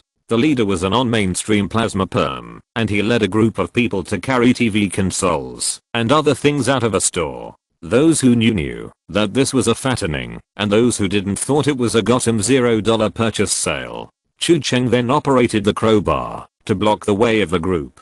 As a result, the leader was stunned, and then he laughed at the time, saying that you are late, and we have already picked out all the good stuff here. There is nothing left. Why don't you go to the one across the street and have a look? It seems that people think they are in the same industry, but it's no wonder. Looking at the appearance of Crowbar, a big and strong black man with a hairless hairstyle and a weird skull on his chest, no one would believe that he is a good person. But Chu Cheng didn't bother to talk to them and asked Crowbar to show his big treasure on the spot and compare it with them. Then the iron perm on the opposite side was happy when he saw the big treasure. It's just a physics holy sword, who doesn't have it? Then he waved his hand and asked the younger brother to show his big treasure. When he looked closely, it turned out to be one size thicker than the one of Crowbar. The iron perm brother probably thought that the script was a battle of swords on Mount Ocean, and they relied on their large numbers to no need to talk about the code of chivalry when fighting against evil demons and easily defeated the enemy, but they never expected that the script on the opposite side was the adults ate shit, and the crowbar could actually shoot laser beams. At that time, the street urchins were blown to pieces, and the seriously injured ones were almost sent away. However, after that night, Chu Cheng never used the crowbar in battle again. Not to mention the poor strength and performance. The crowbar was just a gangster holding a laser rifle that was shaped into the shape of a physics holy sword. Not to mention compared with Batman, even compared with other heroes drawn by Chu Cheng, he was a bit inferior. More importantly, he did not have superhuman body strength or black technology gadgets, could not sneak or climb walls, and his actual combat efficiency was too low. While wandering in the night sky, suddenly a small exclamation mark popped up on the map, attracting Chu Cheng's attention. Chu Cheng, who was already used to this operating system, knew that it meant that Batman had found something unusual in the nearby area. In other words, there were experience points to earn. Chu Cheng pressed the M key to open the map and checked along the marked direction. Bank? Oh my goodness, has he finally appeared? Classic bank robber? Chapter 36. I saw something incredible. Bank robbers are probably the most common form of crime in the American comics world, and there may not be one more. Perhaps every superhero will have a group of wild bank robbers to contribute their experience during their internship. If criminals are compared to wild monsters, then this should be the type with the highest refresh rate and the most frequent appearance. To be honest, Chu Cheng always felt that the criminals' brain circuits were very weird. Why did they have to rob banks in the territory of those gods and superheroes when they could do something else? Some people say that the people in the American comics world are living in dire straits. Every week, whether they are local or alien, there are always one or two crazy people who want to make some big news. It is very likely that you will go on a business trip and come back 2 days later to find that your home is gone. But at this time, you can't curse your mother, and you may even have to thank the Buddha for blessing you. Because you know that, if you didn't go on a business trip, you might even be gone. However, even if you want to quit being a civilian and change your career to mix in the underworld, it seems to be even more dire. Because monsters, aliens, supervillains, etc. are intermittent attacks. Although there may be a few days every month like menstruation, it is not every day. Being an ordinary person, there are still some days in a month to live peacefully. But it is different when you are in the underworld. Supervillains don't go to work every day, but those superheroes are all working all year round. Basically, you will be driven crazy by these people every day when you show your head. If you go to Gotham to rob and try your luck, you still have a chance. After all, no matter how powerful the old man and the bat are, it is impossible for ordinary people to take care of the whole city at the same time. But those who robbed the vault in Metropolis are either mentally retarded or they are ready to go to jail to fill their stomachs because they can't make a living. Otherwise, Chu Cheng doesn't know how desperate he is to do such a hopeless job as robbing the vault in the territory of the Boy Scouts who wear their underwear outside. Not to mention Marvel next door. All 3,000 superheroes are gathered in New York, as if they have nowhere else to go. Ordinary criminals in New York can persist in such a harsh environment until today, which is really stress resistant. Chu Cheng had been patrolling online for a few days, but this was the first time he encountered a real bank robbery. It was also a novel first for him. When Batman landed at a nearby observation point, he saw that a van had already been driven into the bank from the main entrance. The armed guard had been shot and fell to the side, and the robbers had entered the lobby. The main entrance is always the last option for Batman. After scanning the building in detective mode, Chu Cheng successfully found an unguarded side door. He directly picked the lock and entered from the side door, and then Batman immediately flew to a high place with a grappling gun. This is also one of the basics that Chu Cheng has learned these days: occupy high ground as much as possible. Only by looking down from a high place can you have a better perspective to observe the situation and make plans, and it is also relatively hidden. There are 6 kidnappers, 4 of whom are armed. What makes things a little more complicated is that there are 15 hostages on the scene, and they are being watched by 3 of them. It is not difficult to deal with 6 robbers, which is basically equivalent to morning exercises for Batman. The trouble is to ensure the safety of the hostages. Chu Cheng took a deep breath to calm himself down. To be honest, this made him feel a little nervous. He knew clearly that this was not just a game. It was not like when he was editing videos and recording unharmed footage in the past, where he could go back and start over if he failed. The actions he was about to take, his every decision and every operation, could directly affect the lives of the hostages. Once he was exposed during the operation, alerted the enemy, or failed to subdue all the gangsters in one go, someone might get hurt. That is to say, Chu Cheng was operating Batman instead of the Russian special forces. Otherwise he might have rushed into the main gate by now, and when he saw a living and moving person, he would have fired a volley of bullets, highlighting the idea that, as long as I kill the hostage first, you can't use the hostage to threaten me. If Chu Cheng had just started playing the game before, he might have given up intervening in this situation. But after repeated practice every night during this period of time, Chu Cheng now has absolute confidence in his control of Batman. The scan in detective mode ensured that he had a grasp of the position of each gangster, and also helped him to plan the attack route and choose the appropriate weapon. The first thing to deal with is of course the 3 gangsters who are watching the hostages.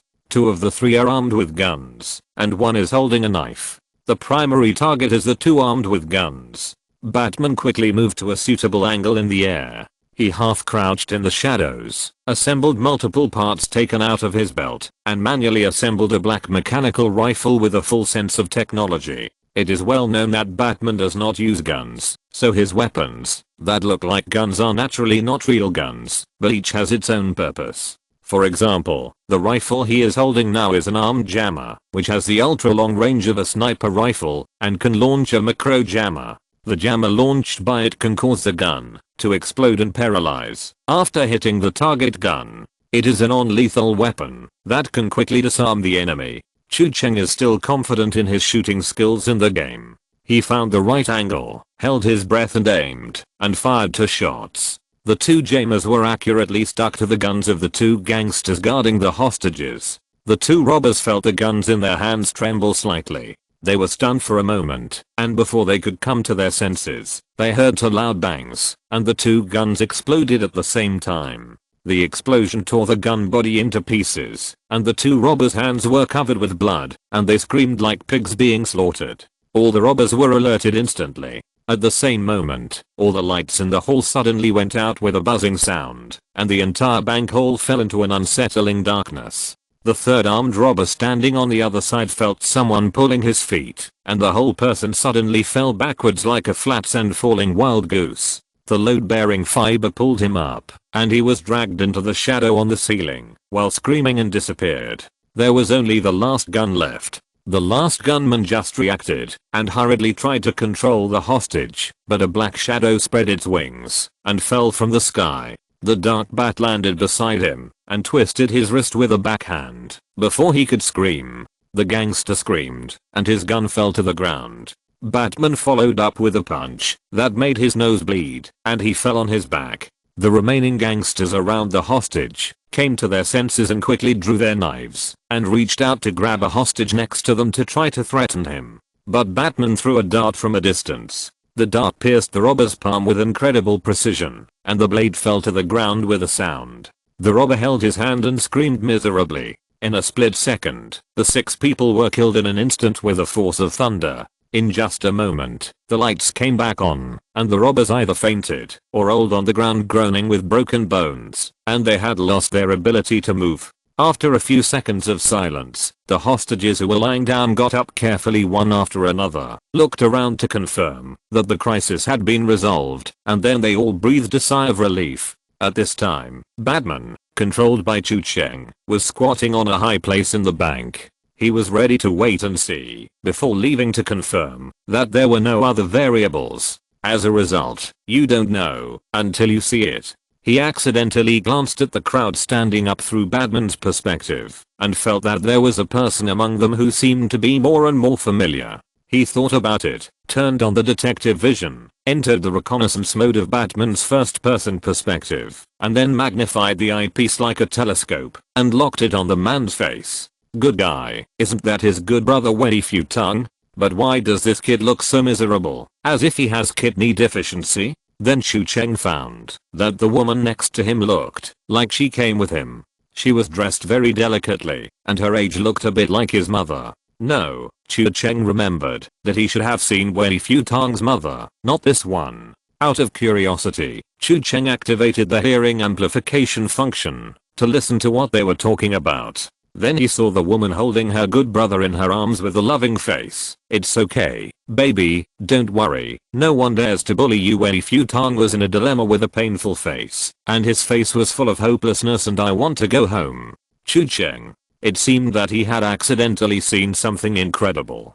Chapter 37 Fighting Skills. Finding that he seemed to have heard something incredible, Chu Cheng wisely switched off the detective mode, exited the first-person perspective, and left the bank as Batman. He didn't want to know where his good brother was going next or what he was doing. But Wei Futang looked so annoyed that, if you didn't know, you would think he had to press F to enter the tank. After a night of patrol, Chu Cheng was about to get off work and rest. When he returned to the main interface, a series of exaggerated special effects suddenly popped up on the screen. The golden lightning wrapped around a 3-dimensional special effect number 1, and with a crackling explosion, it turned into a metallic number 2. He upgraded.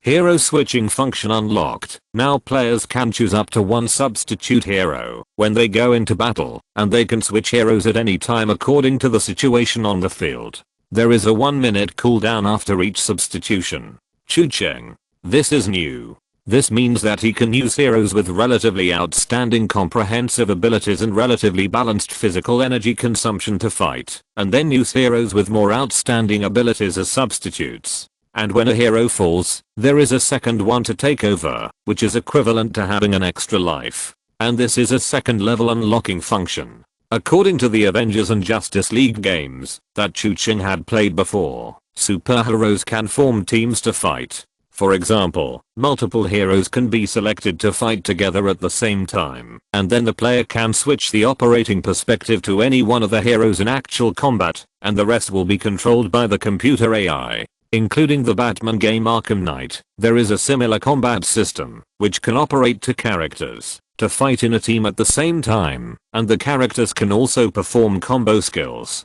As a hero-themed game that focuses on the team, Chu Cheng thinks that the probability of upgrading a similar system in the later stage is not small, and then multiple superhero characters can be arranged to fight at the same time, so you can look forward to it. Then the system prompts that players can choose one of the existing heroes when upgrading. Players can randomly obtain a hero skill from the hero. My goodness, this game is getting more and more mysterious. First, he sneaked into the other world by getting on the mud truck that sent him through time, and then he awakened the metaphysical ability of playing games to summon superhero clones, and then it is suspected that he can summon superhero equipment to arm players in reality. That's not all. It looks like it can even directly transform the player's physique, giving the player superhero skills and abilities. So what's the next step? Should we just jump into the god's body and ask Superman to kill us? The system attached a note saying that the system can adapt the player's body to all types of skill enhancements, but did not elaborate on the skills, and only listed the heroes currently available. He basically passed the other heroes and focused his attention on the most useful Batman and Captain America. The description of this hero's skill is very abstract because this awesome system does not explain what is considered a hero skill. For example, taking Captain America as an example, he may be very lucky and directly draw a skill like Super Soldier Serum Enhancement to take off, but he may also draw Captain America's Throwing the Girdle will fly back to your hand 100% anti-Newton passive, and even worse, he may draw Captain America's extraordinary painting skills. I don't know if it's too late to change his major to art. It's even harder to say if he draws Batman. Although Batman is an ordinary person, he knows a lot. Fighting, stealth and detective are the basic skills, not to mention. In addition, there are also disguises, hacking techniques, espionage methods, multilingualism and so on. The key is that I don't know if these things can be considered heroic skills. Even if his face is dark enough, you may be able to pull out Bruce Wayne's magic hand to pick up girls from him. After thinking about it, I finally decided to draw Captain America. First of all, Batman is an ordinary person, and he knows too much, and too many things, many of which may not be useful. In addition, Batman's most powerful is not his skills or equipment, but his unparalleled mind. Captain America is not only a superpower, but also a pure warrior, and the range of skills he masters may be more concentrated. Draw it. Select the character Captain America, and a cartoon-style metal box fell to the ground with a snap. Brilliant golden light burst out from the box, and the box cover popped open on the screen with a click. Obtain the skill Advanced Fighting Techniques, Captain America Special Edition. Description: Captain America is proficient in a variety of fighting techniques including boxing, jiu-jitsu, aikido, and judo, and his fighting ability is world class. He has integrated all the non-sports fighting skills he has mastered, and integrated the comprehensive fighting techniques, based on his favorite street fighting version of Western boxing. Chu Cheng's eyes lit up. Not bad. Although it is not a superpower, it is indeed a highly practical fighting skill. Captain America can really walk sideways in Marvel when it comes to fighting.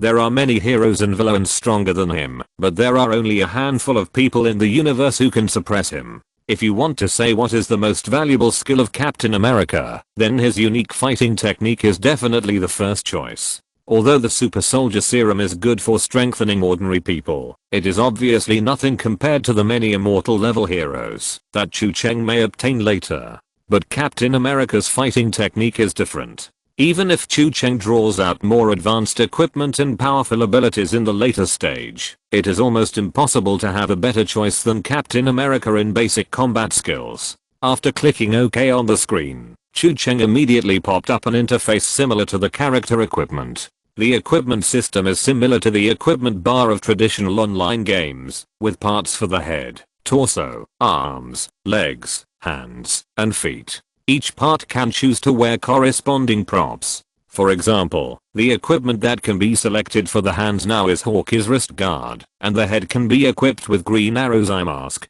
Then there is the ability equipment bar. This part is also divided according to the type of ability. For example, if there is a fighting ability, the option is the fighting technique that has just been obtained. In addition, other categories also have strength bars, speed bars, defense bars, spirit bars, energy bars, magic bars, and others listed at the end. Each skill slot can be equipped with at most one skill. However, the equipped skills can be removed at any time. If you want to change to other abilities in the same type of ability, you must remove the equipped skill. For example, Chu Cheng is equipped with Captain America's fighting skills. If he draws out Batman's original fighting skills in the future and wants to replace his equipment, he must first remove Captain America's fighting skills. So theoretically speaking, when Chu Cheng acquires more and more abilities in the later stage, he can equip himself with all the different abilities from different heroes and become a hexagonal warrior with no blind spots and no invincibility in the literal sense. Thinking about it is a little exciting.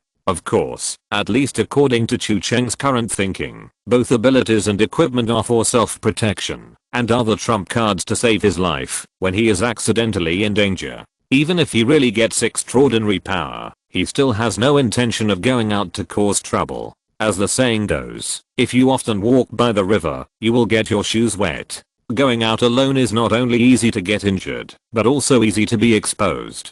Who knows, one day, when you wake up, the community will send you warmth outside your door. In comparison, he can get along well by sitting behind the screen and typing on the keyboard with zero risk, which is very good. Even if he really wanted to do something, he would have to wait until he had a superhuman physique, the speed of the Flash, the energy of the Green Lantern ring, and the full set of hexagons. In layman's terms, he would wait until he reached the maximum level before coming out. So without further ado, he immediately put on the martial arts equipment that was just out of the oven and still hot, and got up to an open place to prepare for the experiment. Chu Cheng tried to throw 2 punches casually and immediately felt that he was getting the feeling. All the punches, all the skills, all of them were like endless inspirations pouring into his mind. This was undoubtedly a new experience for Chu Cheng, who could only punch randomly with a turtle fist. It felt like he went from a tricycle to a supercar in one step.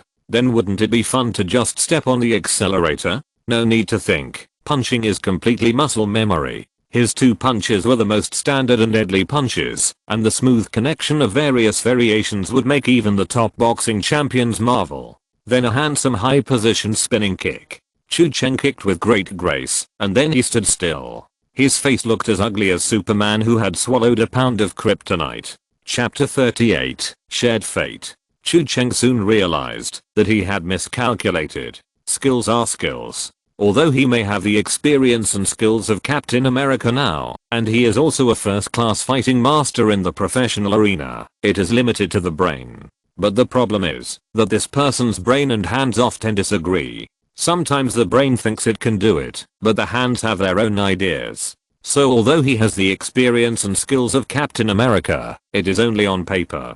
He does not have the physical strength to support those fancy moves. Fortunately, he now has a shortcut to improve his physical fitness. That is to play more games. For him, playing games is much more efficient than exercising and fitness. The only problem is that he gets weak too quickly. But this problem is not big.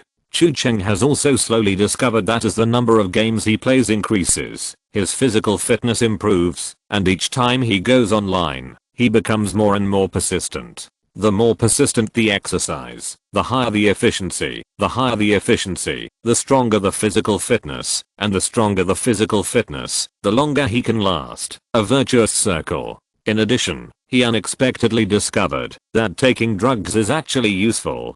He found a very useful drug for refreshing the mind in Aunt Lee's pharmacy downstairs. It was called Wee Wee Huan capsule. It was said that it could help office workers who stayed up late to work overtime and students who practiced immortal cultivation and practiced questions to quickly replenish their energy and gain the strength to fight again. Chu Cheng also bought some to try and found that the effect was indeed good. So he would take 1 pill before going to bed every day after going out for night patrols to gain experience.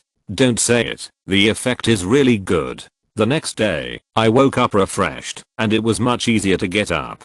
Chu Cheng, who felt that this medicine was useful, went to the pharmacy again after waking up. This time, Chu Cheng planned to prepare a few more boxes by the bed and take 1 pill every day before going to bed. As soon as he entered the door, he saw Aunt Lee with a sad face and a crying face. He walked closer and took a look at the green on the computer screen in front of her. He immediately realized that it must be a loss from stock trading. Unfortunately, if this piece of green was replaced by the Canyon record, this wave would be a sure kill, but it was a pity that it could not be replaced. Chu Cheng had also played stock trading in his previous life. He felt that the stock market was like a middle-aged brother. He was so disappointed that he couldn't make it, but he couldn't do anything about it. He used bullwhip tonic medicine to treat it. Just when it started to improve, it was gone, before he even took off his pants. You were disappointed and were ready to pull up the quilt to sleep, but it actually seemed to react again. In short, after a year of being tortured by the stock market and exercising his stress resistance, Chu Cheng finally summed up a rule: cherish life and stay away from stock speculation. Aunt Lee, who was looking bitter, immediately smiled when she saw him come in. Hey, Xiao Cheng, are you going to class? Yeah. Chu Cheng nodded. Do you still have the medicine from last time? I think the effect is pretty good. I want 3 more boxes. So soon? Aunt Lee was a little surprised. Although people have a bad memory when they are old, she vaguely remembered that it seemed to be only a few days since Chu Cheng came to buy medicine last time. Such a big box is gone. Is he eating it like candy? She kindly reminded him, Xiao Cheng, although this medicine is non-toxic and has no side effects, it is not good for the body to take too much tonic. The yang energy is too strong and the body can't keep up. Chu Cheng smiled and said, Aunt Lee, it's okay. I know what I'm doing and I can keep up. But as soon as he said it, he felt that there was some ambiguity. If this was translated, wouldn't it be like patting your chest and telling people to let the tonic come more violently? Auntie, don't worry, my body is weak enough to bear it. All the aunties in the neighborhood love gossip. If this rumor spreads out, wouldn't his reputation be harmed? Okay, you came at a good time. There are not many capsules left. Aunt Lee said, there are not many capsules left this month. Another young man came here 2 days ago and bought a lot at once. I don't know how many are left now. Auntie will check for you. Aunt Lee turned around and went in to check the inventory. So Chu Cheng leaned against the counter and waited. After a while, a voice came from the door. Chu Cheng. He turned around and saw who else could it be if it wasn't his good brother Wei Futang standing at the door of the drugstore. He didn't know if it was an illusion, but his good brother's face looked worse than when Chu Cheng saw him in the game yesterday. Chu Cheng didn't want to know what he had experienced last night. Are you here to buy medicine? Chu Cheng asked. Wei Futang looked a little flustered. I'm not. I didn't. I just happened to pass by and came to the drugstore. If you said you got drunk and went to the wrong bed, I would believe it. Can entering the drugstore be muscle memory? Wei Futang seemed to realize that he didn't even believe this lie, and he quickly thought of a countermeasure. But before he could think of it, Aunt Lee came out from the inside and brought a fatal blow. Oh, you're here just in time. Haha, it's such a pity that you're a little late. There are only 3 boxes left, and they were all bought by this young man just now. Chu Cheng. Wei Futang. A few minutes later, the 2 good brothers walked side by side on the way to school. Chu Cheng looked at Wei Futang hesitantly. I don't need this urgently. How about you take 2 boxes back first? No.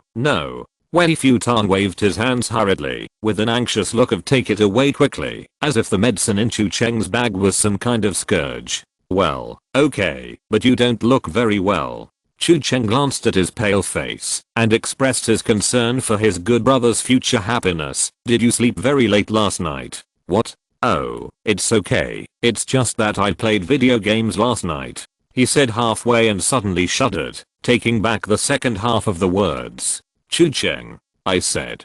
Playing video games. Yes, that's right. Playing video games. I played video games till late last night, so I feel a little weak. Wei Futang said firmly. Oh, is that so? If you see through it, don't say it, and don't expose people's difficulties. Since everyone said so, Chu Cheng believed it. The good brother was talking about him.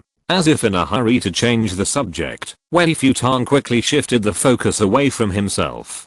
Hey, what's wrong with your leg? He noticed that Chu Cheng walked a little unnaturally. Oh, I was exercising at home last night and accidentally strained my muscle. Chu Cheng said. Wei Futang. Don't lie to me, I'm not well educated. How can I strain my leg by exercising at home? Looking at his buddy's unnatural posture, and then looking at the bag of capsules in his hand, Wei Futang's pupils shrank, and suddenly he felt that he seemed to have realized something.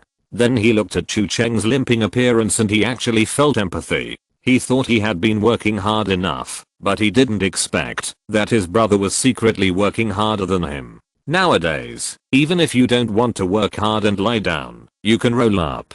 Chu Cheng, who noticed the subtle changes in his buddy's expression, seemed to have vaguely guessed what he was imagining, and his face suddenly turned a little dark.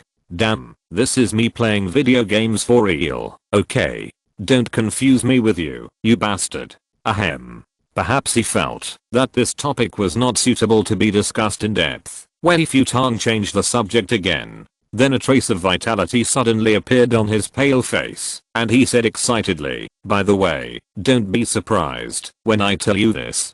He leaned close to Chu Cheng's ear mysteriously, and paused for a moment, to create a mysterious atmosphere. I met Batman yesterday. Chu Cheng. Chapter 39 Happy Ball Merchant? Seeing his buddy's serious look, Chu Cheng felt a little funny for a moment. Perhaps because he didn't get the expected reaction from Chu Cheng, Wei Futong suddenly became anxious. I really met Batman, the real one, not a fake one. The reason for adding this supplement is that it was revealed a while ago that a copy of Batman began to appear in Jiangdu.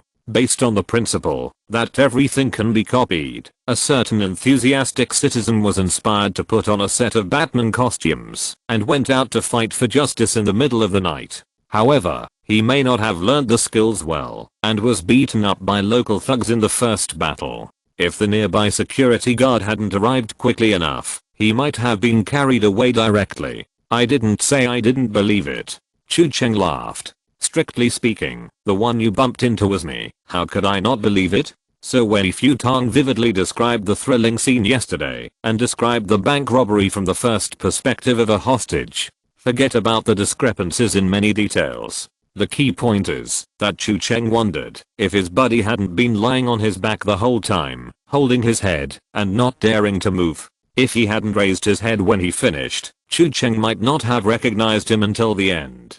So which eye did his buddy use to observe the situation on the field? Let me tell you, Batman is simply amazing. I saw him rush out in a flash, very quickly. Those gangsters wanted to fight back, but they were all blocked by him. No one had time to come back to their senses and the battle was over. If you saw it with your own eyes, you would understand. He just blew in from the door like a gust of wind and knocked everyone down in a few seconds. We could only see a shadow. I have never seen anyone so fast. Chu Cheng said in his mouth, "Oh, so strong and handsome," while thinking to himself that I clearly jumped off the roof at that time. If you really rushed through the main door as you said, you would have been shot 10 times. And he thought that this description might be wrong. This is more like the Flash. He is the fastest man in the world, or it is just the setting. The reason why I want to emphasize that it is just a setting is because of the well-known opening line of the American TV series The Flash. My name is Barry Allen, and I'm the fastest man in the world.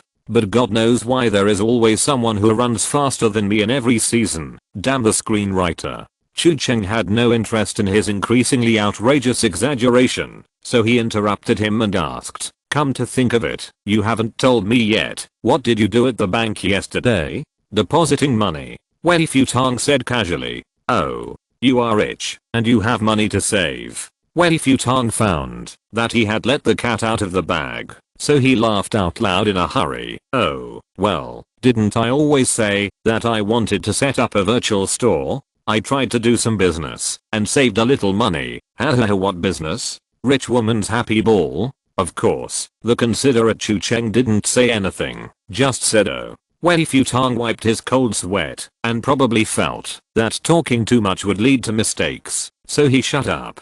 As they approached the teaching building, a striking blue sports car slowly stopped at the sidewalk in full view of everyone. The scissor-style car door slid open, and a tall boy walked out of the driver's seat. He had fair skin that made girls feel ashamed, and he was 1.8 meters tall. Even if he didn't walk out of this cool sports car, he would still be quite eye-catching. He was dressed casually, with a white shirt and jeans, simple but elegant. Although it seemed simple, if someone who knew the business passed by, they would be surprised to recognize that the casual outfit was actually a luxury brand worth a lot of money. In this world where warriors dare to fencing, a pretty boy like this is definitely the type of boys should learn to protect themselves when they go out. If the brand name clothes were replaced with women's clothes, it would be a sure kill, but unfortunately it couldn't be replaced. Chu Cheng also recognized that man.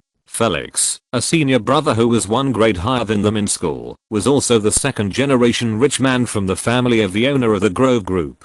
He was more or less a celebrity in the college. When Chu Cheng passed by, he heard girls chattering behind him, saying things like husband, brother, I can, and 30th, I changed my mind. He wanted to express his disdain for this behavior in his heart, but then he thought of the way some good brothers would say I'll just fucking hit my wife when they saw a girl with big breasts and long legs, so he withdrew his contempt. It is said that everyone loves beauty, and appearance is justice and the only truth. Even in front of a high enough appearance, gender can be nothing. At this time, some boys were whispering, how great would it be if the senior was a girl? Then I wouldn't work hard at all. Someone next to him said, wouldn't it be better if he was a boy? Tonight, brothers will crowdfund to give you a set of women's clothes. Go away, you're wearing women's clothes. Hearing this, Wei Futong just shook his head palely. Once upon a time, he naively thought that this person had a bad stomach and had to chew soft food, but now he knows he was wrong. You think you can skip the struggle and reach the sky in one step, but in fact, you may be overdrawing your life. Although young people are full of vigor, they are not capital to spend their energy recklessly. After sitting down in the classroom, classmates soon surrounded him and came to the side to ask questions. The first one to come up was a fat boy named Zhu Bingxiang, who lowered his voice and asked, hey, I heard that you met Batman. Later, Chu Cheng found out that this guy seemed to have posted what happened yesterday on WeChat Moments. Chu Cheng, who was obsessed with leveling up all day and closed the group screen to chat without checking the updates. Other classmates had already heard about it. No boy can resist the urge to show off. Wei Futong, who became the focus, suddenly became excited and repeated the story he had just told Chu Cheng. I don't know if it was an illusion, but Chu Cheng found that his story seemed to have been upgraded in the short 10 minutes between the two narrations. Now it has been upgraded to version 2.0 and even new plots and scenes have been added. He speculated that, if the trend continued at this speed, maybe in a few days, when the story was upgraded to version 10.0, the plot would become that Wei fought side by side with Batman and killed 6 criminals. Fast forward to Batman and IR, so awesome. JPG. People kept coming here to join in the fun all morning, all wanting to ask Wei Futong about the details of the incident. This guy didn't get tired of telling his thrilling experience over and over again. Every man has a heroic dream in his heart, especially in such a special period. The existence of Batman has become a symbol, and no one would be uninterested in him. From the imagination of these classmates around him, Chu Cheng could hear to what extent Batman had been deified by people at this time, and people seemed to be more willing to believe that he was an omnipotent existence. He was armed with darkness, but he turned into the most dazzling beam of fire in the dark era. Although Chu Cheng was not interested in the content of the topic, to be honest, he felt very useful to listen to their bragging. If there is anything more satisfying than showing off yourself, it is listening to others showing off and knowing that they are showing off themselves. Chu Cheng was listening happily while casually opening his phone to check the messages. As a result, he opened it and saw a friend request. Felix Grove requested to be added as a friend. There was also a note attached. Come to the rooftop of the Bishop's building if it's convenient. Chu Cheng. Chapter 40 Senior Brother. Chu Cheng was a little confused when he saw this friend request. It is worth mentioning that this is not a message received from an ordinary social app platform, but a social module in the special app of the 9th Special Service. According to the technical department, the security factor of this software is extremely high. All the data entered by users will only be retained in the database of the 9th Special Service aircraft carrier, which is absolutely impregnable and cannot be leaked in any way. In addition, the encryption technology of the app itself is also top-notch. Even if the agent's mobile phone is lost, its data will self-destruct before being cracked and stolen, which is absolutely safe. Chu Cheng is skeptical about this. After all, the 9th Special Service has been identified by Chu Cheng as a mental hospital built on a flying grave. Its external form pays tribute to the mothership of the Shield that fell 3 times in a week, and its internal function draws on the talents of Arkham. But whether it is this mothership or Arkham, the biggest commonality is that they adhere to the security mechanism that is in line with public toilets. Even the public toilets are divided into men's toilets and women's toilets. These two are already better than the original. Due to his doubts about the security mechanism of this organization, Chu Cheng also had reservations about the encryption technology of this app. He once thought about controlling Batman to use his unscientific portable universal decoder to try it out. Maybe he could hack this app. But then he thought it was too suicidal, and it would be bad if it was exposed and attracted the attention of the superiors, so he gave up. Also, for security reasons, the app will not send any message prompts on the upper layer of the mobile phone. Users can only see the received messages by clicking on the app. The request sent from this app is a bit intriguing. After all, only people inside the 9th department will download this app. The message itself is a signal. That is, Senior Felix is also a special person, his colleague, and a member of the Special Service 9th Department. The remarks are concise and to the point, directly asking him to meet on the rooftop. Chu Cheng accepted the friend request, sent a greeting, and asked directly, "Now?" The other party also replied quickly, still concise and clear, just one word, "Yeah." The rooftop of the teaching building is also a magical place in the second dimension. All kinds of things can happen here. You can eat lunch and chat on the rooftop, or you can pose on the rooftop, or you can fight zombies on the rooftop, or even fight at a negative distance on the rooftop, if you are not afraid of the axe. Brother Cheng gave a thumbs up in heaven. After receiving the message, Chu Cheng did not hesitate and stood up to leave the classroom. Wei Futong looked at him with some surprise. The class is about to start. "Oh, I have something to deal with. I will skip this class. If you sign in, please sign for me." Chu Cheng waved his hand that was still holding the phone and left the classroom quickly. Wei Futong looked at his back as he left and soon thought that he seemed to have seen some message and left in a hurry. What message is so urgent?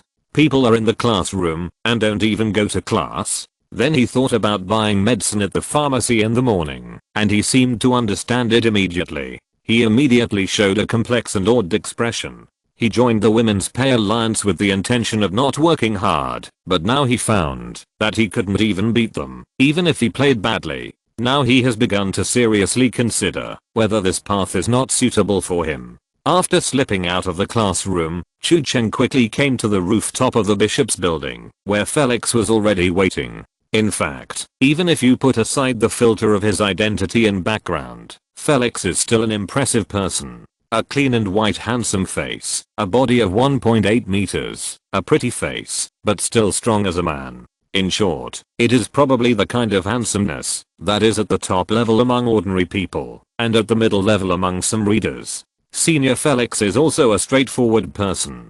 There is no courtesy or foreplay. He just goes straight to the point. The first thing is to reveal his identity. Felix does have the physique of a special person, and because of this, he was recruited into the Special Service 9. And his infection level is not bad, and his talent for learning practical skills is also surprisingly high. He has now obtained the status of a formal field agent. After all, his body has been strengthened by infection. He has received systematic training, and he has also had mission experience.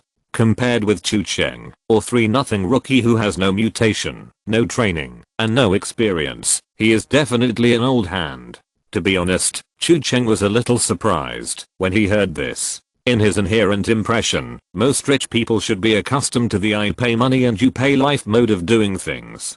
Capitalists like Wayne who like to pay money and life for the people are the weirdest among the weird. They are bugs in the capital program, and are generally not discussed. It is really the first time to see this kind of rich second generation who likes to go to the front line and fight with madmen. The 9th Division has arranged a task, and the target of the investigation seems to be a student of our school. After introducing himself, Felix explained straight to the point.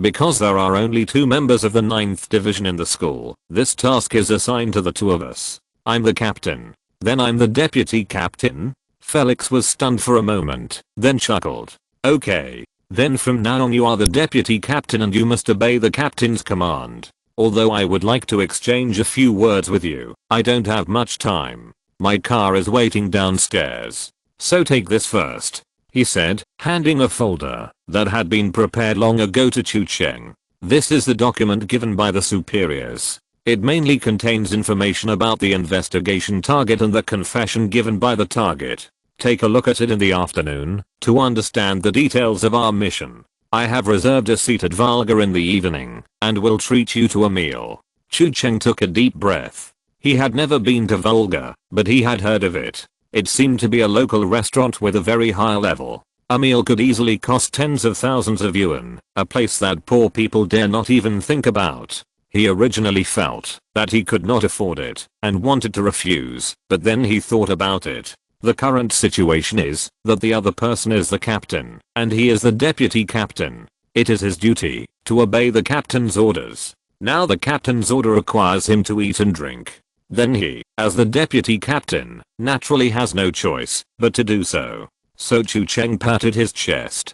Don't worry, I promise to be there on time. Felix was very satisfied and nodded. Don't worry, the first stage is just to investigate and understand the situation. If it is difficult, it will be handed over to other people for investigation. But it is also likely not a big deal. If it goes fast, the task may be completed tonight. Chu Cheng thought for a while. Then why don't we go in the afternoon? Afternoon? Felix gave him a strange look, and his tone was as matter of course. I have classes in the afternoon. Chu Cheng. Chapter 41. Resurrection from the Dead. Looking at Felix's departing back, Chu Cheng didn't know whether he should complain for a moment. You say he is wrong, but it seems that attending classes is indeed the student's duty. In principle, we do not encourage skipping classes.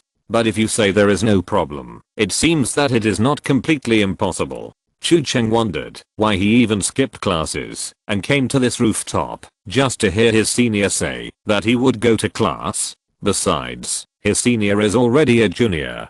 Rumor has it that the old timers in the third year are all elusive, either staying in the dormitory all year round to watch movies and play games, or traveling around and disappearing. Chu Cheng did not have classes in the afternoon. After finishing his meal, he took the document back to his residence and first opened them to study the general situation. Yesterday afternoon, Zhu Wenhan, a student from the same school as Chu Cheng, came to the Jiangdu Public Security Bureau for help. According to the description of the sheriff of the Public Security Bureau, Zhu Wenhan's face was as pale as a newly painted wall, and his ugly face made people feel a little uneasy. His breathing was disordered, as if he had just finished a 1,000-meter run. He was sweating profusely, but his whole body was shaking like a sieve. When he first sat down at the police station, he couldn't even speak clearly. A sheriff first took him to an air-conditioned room with a heater on, and poured him a cup of hot water. After comforting him for a long time, he was able to explain the whole story.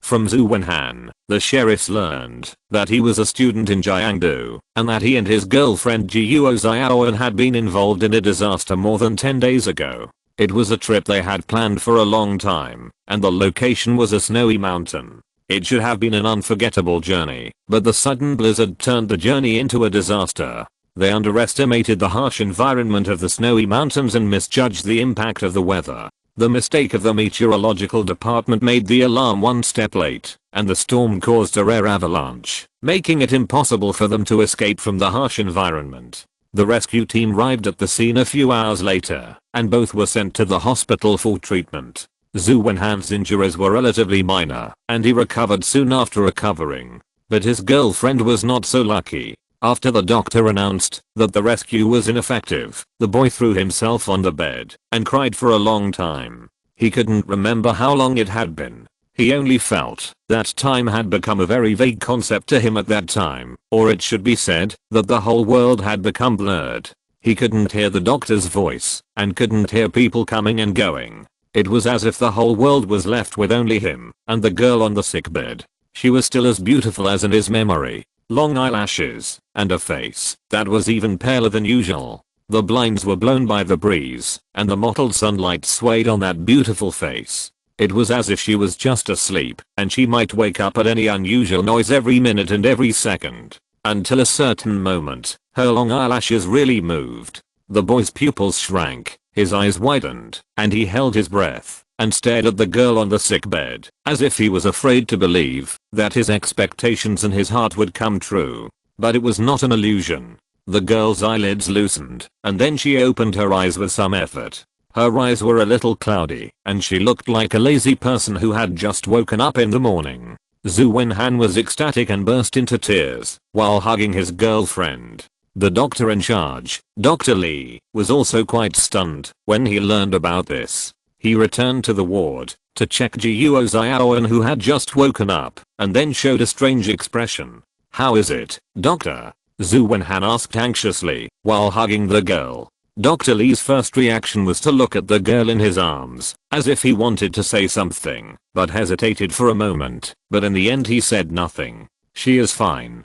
Dr. Lee finally said, "She can be discharged from the hospital today." Although he said this, the doctor's eyes at the time clearly looked like there was something he couldn't say. However, according to Zhu Wenhan's account, these were all things he realized later when he recalled them. At that time, he was only immersed in the joy that his girlfriend was safe and sound, and he didn't notice anything. The girl was still very weak when she went back. Her face was still very bad, without a trace of blood, and her skin was cold to the touch. Although it still had the unique softness of a girl, the touch was not very comfortable. But at that time, Zhu Wenhan thought about what they had just experienced, and felt that it was normal for her to be in a bad state. Dr. Lee also said that she was just a little weak after recovering from a serious illness. She should have a good rest and eat some nourishing food. She would be fine in 2 days. Zhu Wenhan took Jiuo Xiaoan back to the apartment where they lived together. He felt that she looked sick and looked like a thin reed, which was very distressing. He bought a lot of ingredients that day and cooked a very sumptuous meal for her after returning home. But at dinner, she pushed the bowl aside after a few bites and said apologetically that she had no appetite and could not eat. Zhu Wenhan did not think much about it at the time. Until that night, he turned over in a daze in his sleep, reached out to hug the side, but found that there was no one beside him. It took him a few seconds to wake up, sat up on the empty big bed, and tentatively called his girlfriend's name. His voice echoed in the dark apartment, like a small stone thrown into the dark ocean, without even a ripple. Zhu Wenhan began to get nervous. He stood up and walked out of the bedroom and seemed to hear a sound in the apartment. It sounded like laughter. The sound sounded far away, but it seemed to be lingering in his ears. The creepy laughter seemed to be accompanied by a buzzing sound, circling around his head, making people extremely uneasy. He groped along the direction of the sound and came to the kitchen along the corridor. He was almost sure that the sound came from the kitchen, but it still sounded vaguely far away and close at hand. He took a deep breath and suddenly opened the door. The girl was barefoot, wearing a white lace pajamas, and her long black hair fell on her shoulders. She stood by the open refrigerator door and turned her head stiffly to look in his direction. "I'm hungry," she said. "Find something to eat." "Is that so?" Zhu Wenhan breathed a sigh of relief and walked forward. The girl closed the refrigerator door. He rubbed his girlfriend's head lovingly. "I told you to eat more at dinner. Don't go hungry." Jiuo Xiaoan didn't say anything. Zhu Wenhan asked her if she was still hungry and whether he would make her something to eat. She shook her head and said she was no longer hungry, so they turned off the lights and returned to the bedroom. He suddenly noticed that the laughter in his ear seemed to have disappeared unconsciously. But since then, Zhu Wenhan has begun to feel a little uneasy, and this uneasiness suddenly intensified when a package arrived 2 days later. There was no sender information on the package, and the recipient column was filled with Zhu Wenhan's name. It was a tightly sealed square package.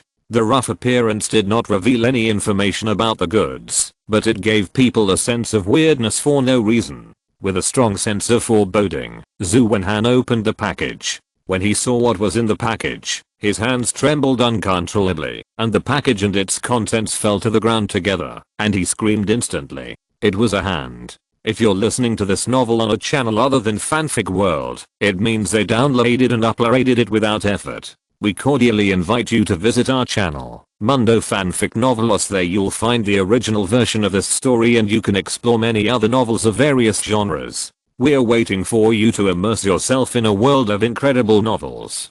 Chapter 42, Dinner. Zhu Wenhan called the police immediately, and soon a security guard came to investigate and inquire that day. But when he opened the package again in front of the security guard, what he saw almost made his heart and lungs stop. There was nothing. He was very emotional and told the security guard very confidently that he was absolutely not mistaken. There was definitely a hand in the package. It should be like this. But the security guard obviously didn't buy it, and before leaving, he warned him that if he called the police again, he would cause unnecessary trouble for himself. Zhu Wenhan stood on the balcony, watching the security guard driving away in the yard below, and felt a little upset. He turned around and saw Jiuo Xiaoan standing at the door of the bedroom, her face still not very good. He was about to go up and comfort her, but suddenly he was stunned.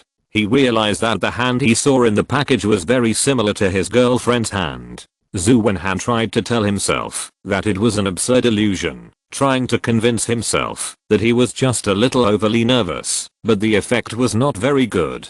He began to become more and more strange. He was in a trance and listless. He used to wish he could stick with his girlfriend 24 hours a day, but now every minute they were apart made him feel relieved. He couldn't sleep at night. The feeling of Jiuo Xiaoan lying next to him made him shudder. Several times at night, he shuddered all over, as if he could feel the girl next to him staring at him in the dark, with a terrifying smile at the corner of her mouth, and bright red blood smeared on the corner of her mouth like a deadly lipstick. But every time he turned his head in horror, he only saw the girl next to him sleeping quietly, breathing long and regular, maybe having a good dream. But he couldn't fall asleep anyway. It was at that time that Zhu Wenhan thought of Dr. Li. He remembered the day when Jiuo Xiaoan was discharged from the hospital. Dr. Li's reaction was strange, as if he wanted to say something, but he couldn't say it in the end. At that time, Zhu Wenhan was immersed in the joy of his girlfriend's survival and didn't pay attention. But after these days, his nerves became more and more sensitive, and the strange details naturally came to his mind.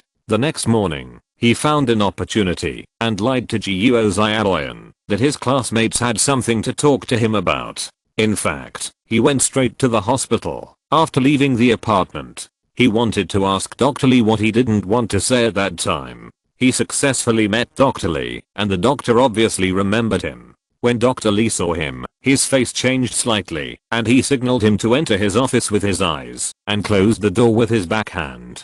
At this time, Zhu Wenhan was almost unable to hold back. He asked directly, "Doctor, do you know anything about Yunnan? What happened to her?" Dr. Li nodded solemnly, and the serious look also made him a little scared.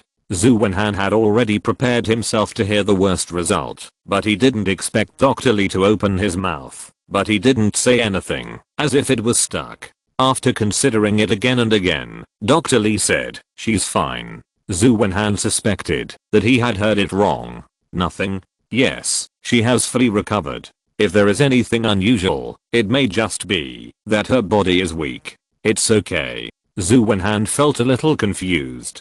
He vaguely sensed something was wrong. The doctor closed the door mysteriously, looking serious. Was it just to tell him that everything was normal? He immediately realized that this was not what the doctor wanted to say. Only then did he notice that the doctor's eyes were intentionally or unintentionally looking in the direction of the door. He immediately followed that look and saw a face in the small square window on the office door. A pale face, but gloomy and low. Even he was almost shocked to the point of breathing stopping the moment he saw it.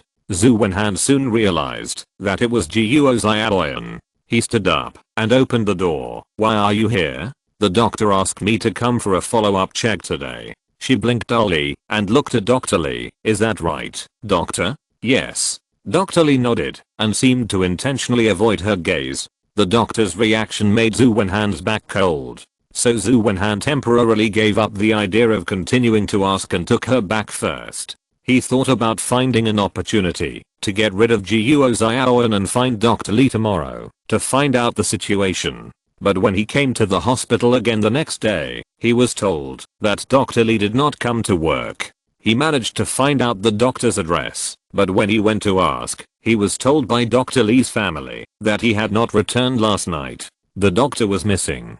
Zhu Wenhan felt like he was falling into an icy cave. He was enveloped by an unprecedented sense of fear. He felt like he was trapped in a huge net, and his struggle was in vain. The next day, another package arrived. Zhu Wenhan opened the package with trembling hands. Even though he was mentally prepared this time, he still couldn't help but scream. This time it was not a hand, but a leg. It was originally, or perhaps should have been, a very good looking leg.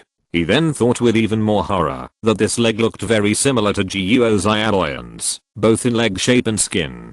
He was almost going crazy. He didn't dare to touch that thing again, and didn't dare to stay at home for a second. He ran to the Public Security Bureau like crazy, and reported the case again. It happened that the existence of the Special Service Division 9 had just been made public, and all departments involved in all the supernatural events related to suspected infections would be directly kicked to the Special Service Division 9 for investigation. It's just that infection is too abstract for anyone to say for sure. Some cases may indeed be caused by mysterious forces, but some cases may be ordinary impulsive crimes. After all, some people's impulsive behavior itself is quite abstract. There are also many ordinary mental illnesses, which are the most difficult to distinguish from infected people, because their behavioral logic is difficult to understand. These days, the 9th Special Service has received a lot of reports of various sizes. Among them, a few are low-threat infection incidents, and most of the others are either ordinary crimes or misunderstandings, such as mistaking phosphorus for will-o'-the-wisp.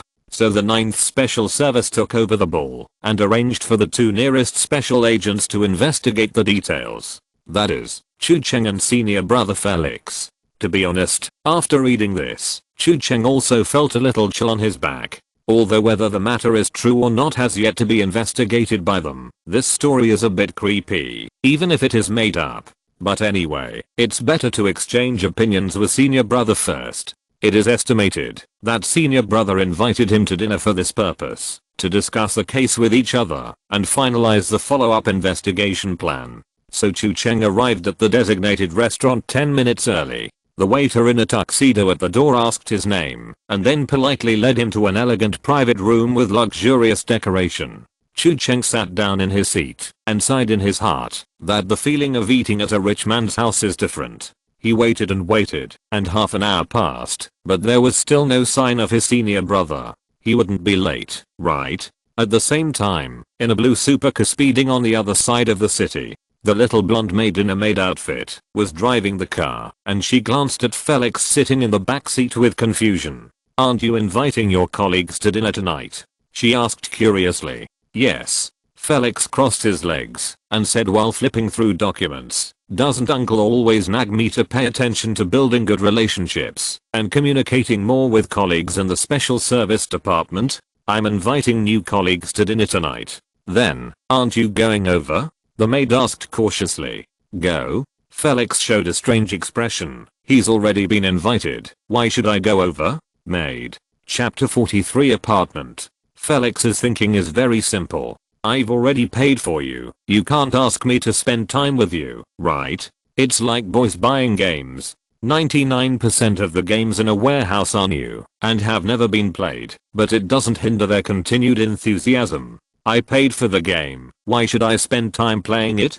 In fact, if he explained this theory to Chu Cheng as a standard +1 shopping spree, Chu Cheng, a senior game geek, might really understand it. Besides, to be honest, he didn't really care whether the host who invited him to dinner was present or not. Anyway, it didn't matter whether the person came or not, as long as the money was there. The maid obviously couldn't understand, but she was just a ruthless driving tool. She didn't dare to say or ask. She just thought that the young master might be scolded by his uncle again when he went back. In fact, Felix was not really stupid, but when he got the mission execution list, he took a look at the introduction of his teammates. Name Chu Cheng, age 20, gender male. That's it. Absolutely special. The infection has zero effect on his body and mind. In other words, he is a blank slate that is absolutely immune to infection, has no mobility and no experience, and nothing special, except that he looks pretty good.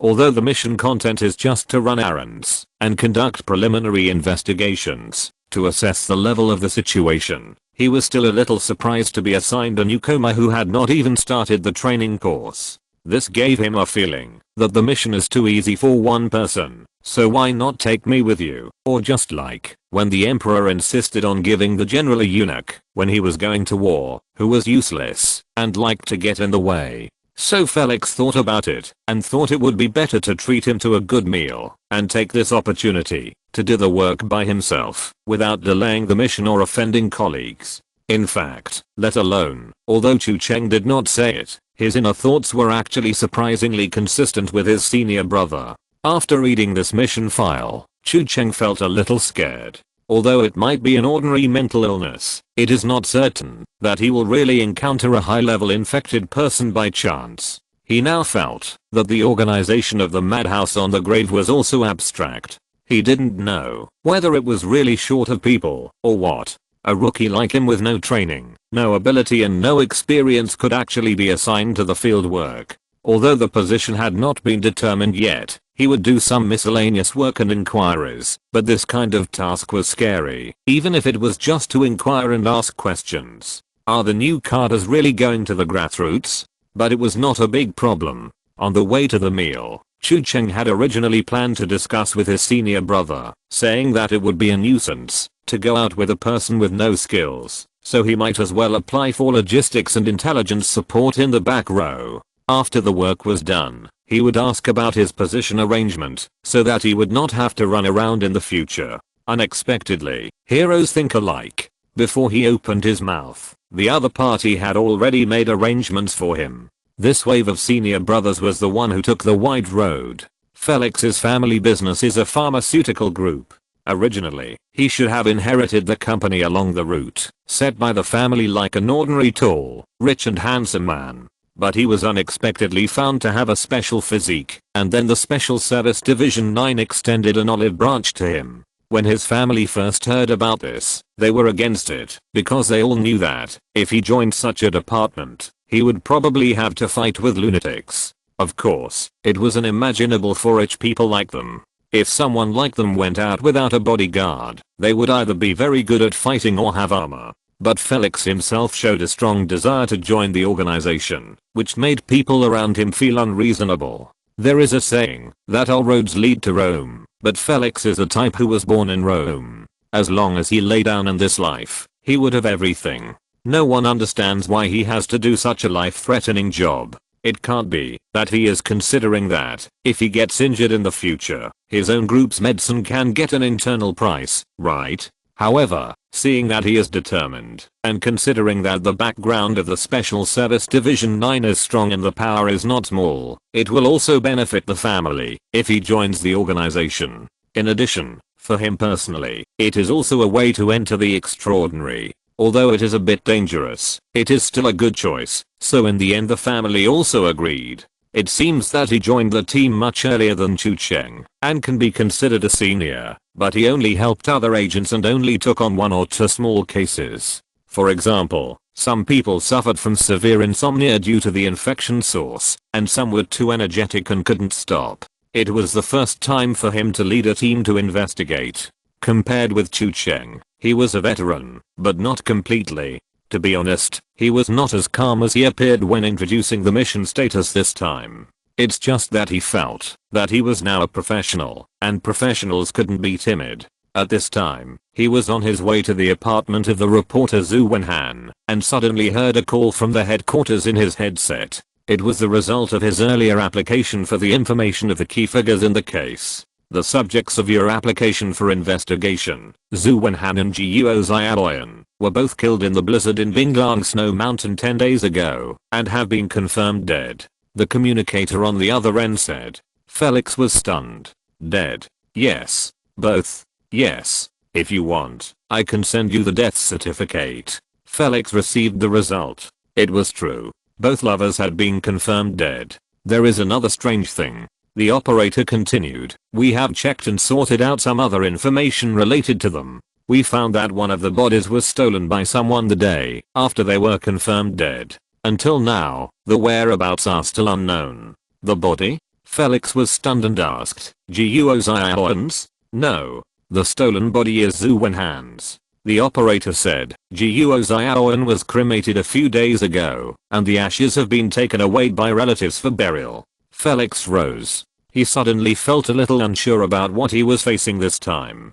After a moment of hesitation, the pride of "I'm a professional" still overwhelmed the uneasiness in his heart. He decided to go to the apartment first. Ding dong. Felix rang the doorbell. The doorbell echoed in the apartment, like a piece of music echoing in a quiet valley. But he waited for a long time and no one answered the door. Felix thought about it, and took out the lockpick and torque wrench. The apartment door was an old-fashioned pin lock, which was relatively easy to open. Luckily, the senior who led the team last time had taught him how to pick the lock, and now was a good opportunity to test it.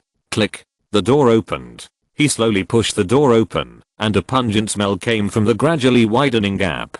It smelled like blood, mixed with the smell of something rotting. The smell made Felix feel a little nauseous. It took him a few seconds to get used to the smell, and then he turned on the flashlight to explore the house. He felt that no one should live in such a place, and no one could tolerate living with such a smell. The flashlight pierced the darkness like a sharp sword, and countless dust danced in the light path. Felix walked in the darkness, feeling like a small boat caught in the dark waves in the night. The surroundings were terribly quiet, with only the creaking sound of his footsteps hitting the wooden floor and his own heartbeat that was gradually getting out of control. When he came to the kitchen, the disturbing smell became stronger. Felix tried to turn on the light, but there was no response after pressing the switch. Perhaps the power in this apartment had been cut off. He came to the refrigerator, held his breath, and took a long time to summon up the courage to open the refrigerator door. The moment the flashlight shone into the refrigerator, he felt his legs instantly weakened, and the whole person collapsed, screaming uncontrollably.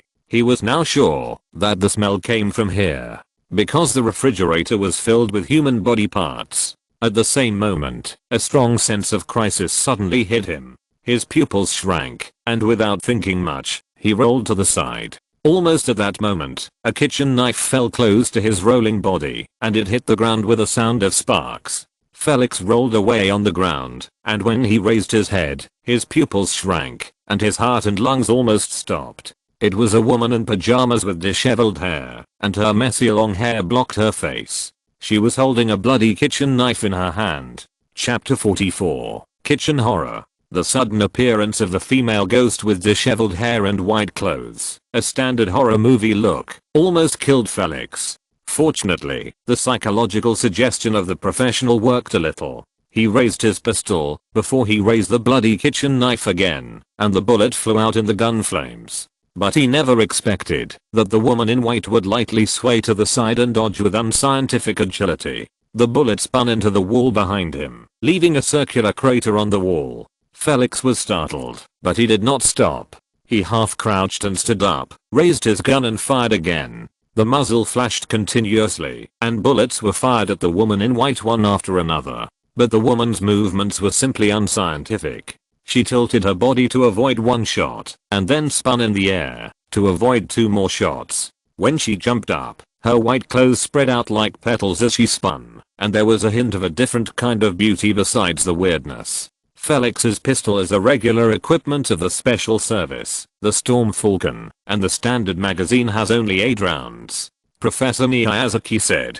that a large number of special people are born shooting experts, and Felix belongs to that category. His talent at the shooting range is amazing. He never misses the 15-meter moving target. If he were in the ordinary category, he would definitely be a humanoid self-propelled plug-in. The barrel of the pistol is short, and the aiming baseline is also short. When using it, there is no support for both hands, and in order to prevent the gun from accidentally firing, it often takes more than 1 kilogram of force to pull the trigger. In addition to the strong recoil, the muzzle shake at the moment of firing is also very exaggerated. If you want to hit it, it depends on fate. Only special people can bring out the power of this dangerous toy, or it should be so. But at this distance of only 2 meters, he emptied a whole magazine, leaving bullet holes on the wall and floor, and blew the dishes in the kitchen into pieces, but didn't even touch the corner of the woman's clothes. The woman in white fell to the ground on her side, crawling on all fours in an extremely strange posture, looking a bit like a large reptile.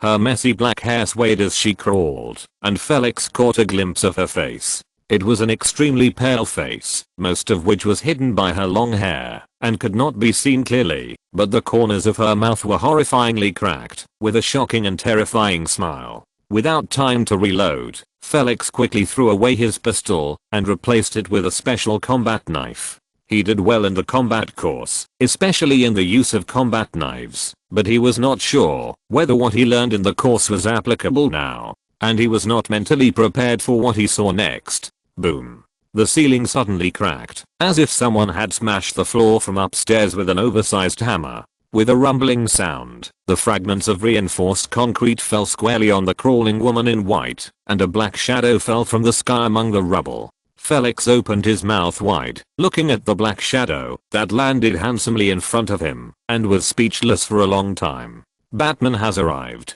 When Chu Cheng sent a message to inquire and learned that his senior brother was really just inviting him to dinner, and he didn't plan to be there, he was confused for a moment, but he was good at adjusting, and immediately accepted this setting. The senior brother generously said that you can eat as much as you want, and he might be thinking in his mind, how much money can you spend on the food? Anyway, he is not short of money. Chu Cheng was very moved when he heard that it was free, so he called the waiter to ask if the food could be packed away. After getting a positive answer, Chu Cheng immediately gave up eating in the hall, scanned the code on his mobile phone to open the menu, arranged it in order from top to bottom by price, and ordered one by one those awesome dishes that he couldn't name, and packed them all away. He took the food home, set up a folding table next to the computer, put all the food on the table, played games for a while, ate something, and then had a fat otaku happy water, and he was very happy.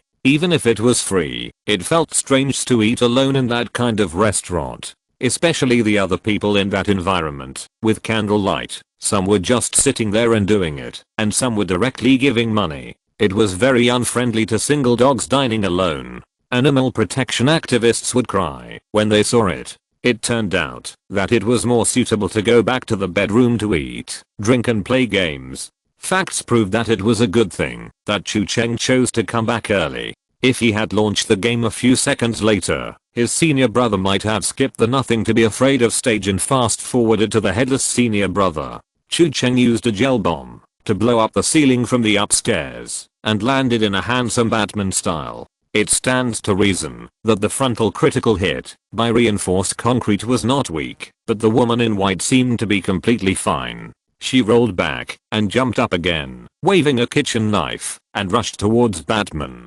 Dang. The bloody kitchen knife cut down fiercely and was blocked by Batman's raised arm. The material of his gloves is a stab-proof composite fiber material, and the wrist is filled with an alloy baffle, so the blade will be curled after one cut. Chu Cheng soon discovered that when fighting with the woman in white in close combat, the attack warning sign that appeared on the top of the opponent's head before launching an attack stayed for a much shorter time than that of ordinary enemies. He speculated that this should be because her attack action was too fast, so the reaction time left for the player was also shorter. In addition, the player must also judge whether this attack can be defended and blocked in the brief moment when the sign on the top of the head appears. When a blue sign appears on the enemy's head, just click the right button of the mouse to counterattack. When a yellow sign appears on the enemy's head, you need to use the direction keys. Click the right button at the moment the enemy draws the knife, and release the right button at the moment when the opponent's knife is too old to swing the next knife,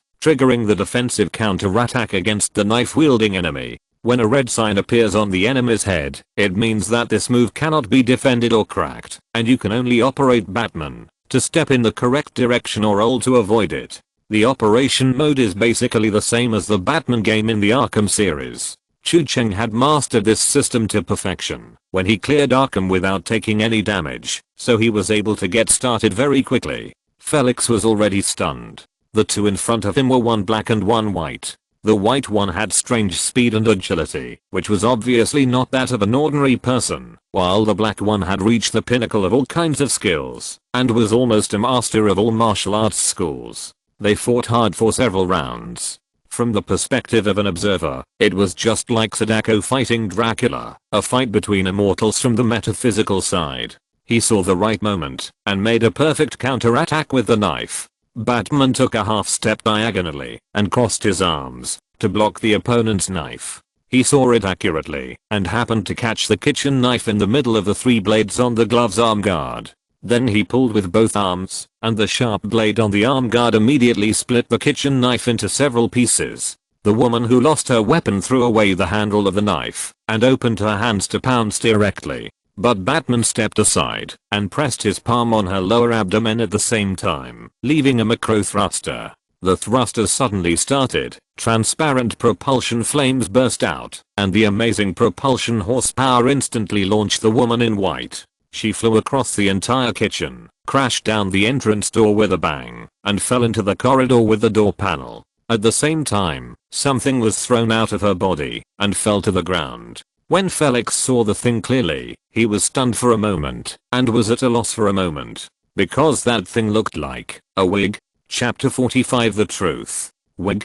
After Felix looked carefully, he was sure that he was not mistaken. It was indeed a wig, with long messy black hair, which was obviously the black hair that had just covered the face of the woman in white. He raised his head and looked in the direction of the female ghost in white, who was slowly standing up at this time. Only then did Felix notice that the other party was not a female ghost at all. It was a man, wearing a women's white lace nightgown, a black wig, and holding a bloody kitchen knife. His face was unhealthily pale, and the wig covered most of his face, making him look like an immoral female ghost. So he turned out to be a cross-dresser? Felix was surprised at that moment, thinking that the evil trend of the world's moral decline had actually spread to the underworld, and even ghosts began to play with women's clothing. No, it shouldn't be a ghost. According to the experience of the 9th Special Service, most supernatural events that are believed to be related to hauntings are often related to infected people.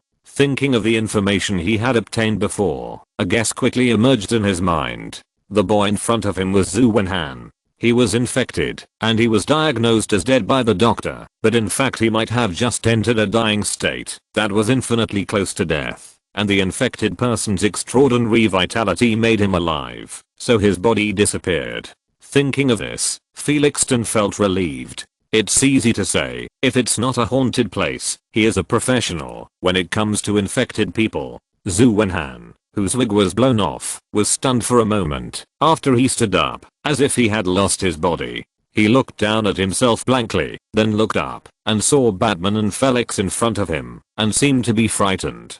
"You have to stop her." He suddenly spoke. His voice was very weak. "You nun. I don't know why, but now she is no longer herself. Yes, it's not her who has been resurrected, but something else, but no one is willing to believe me.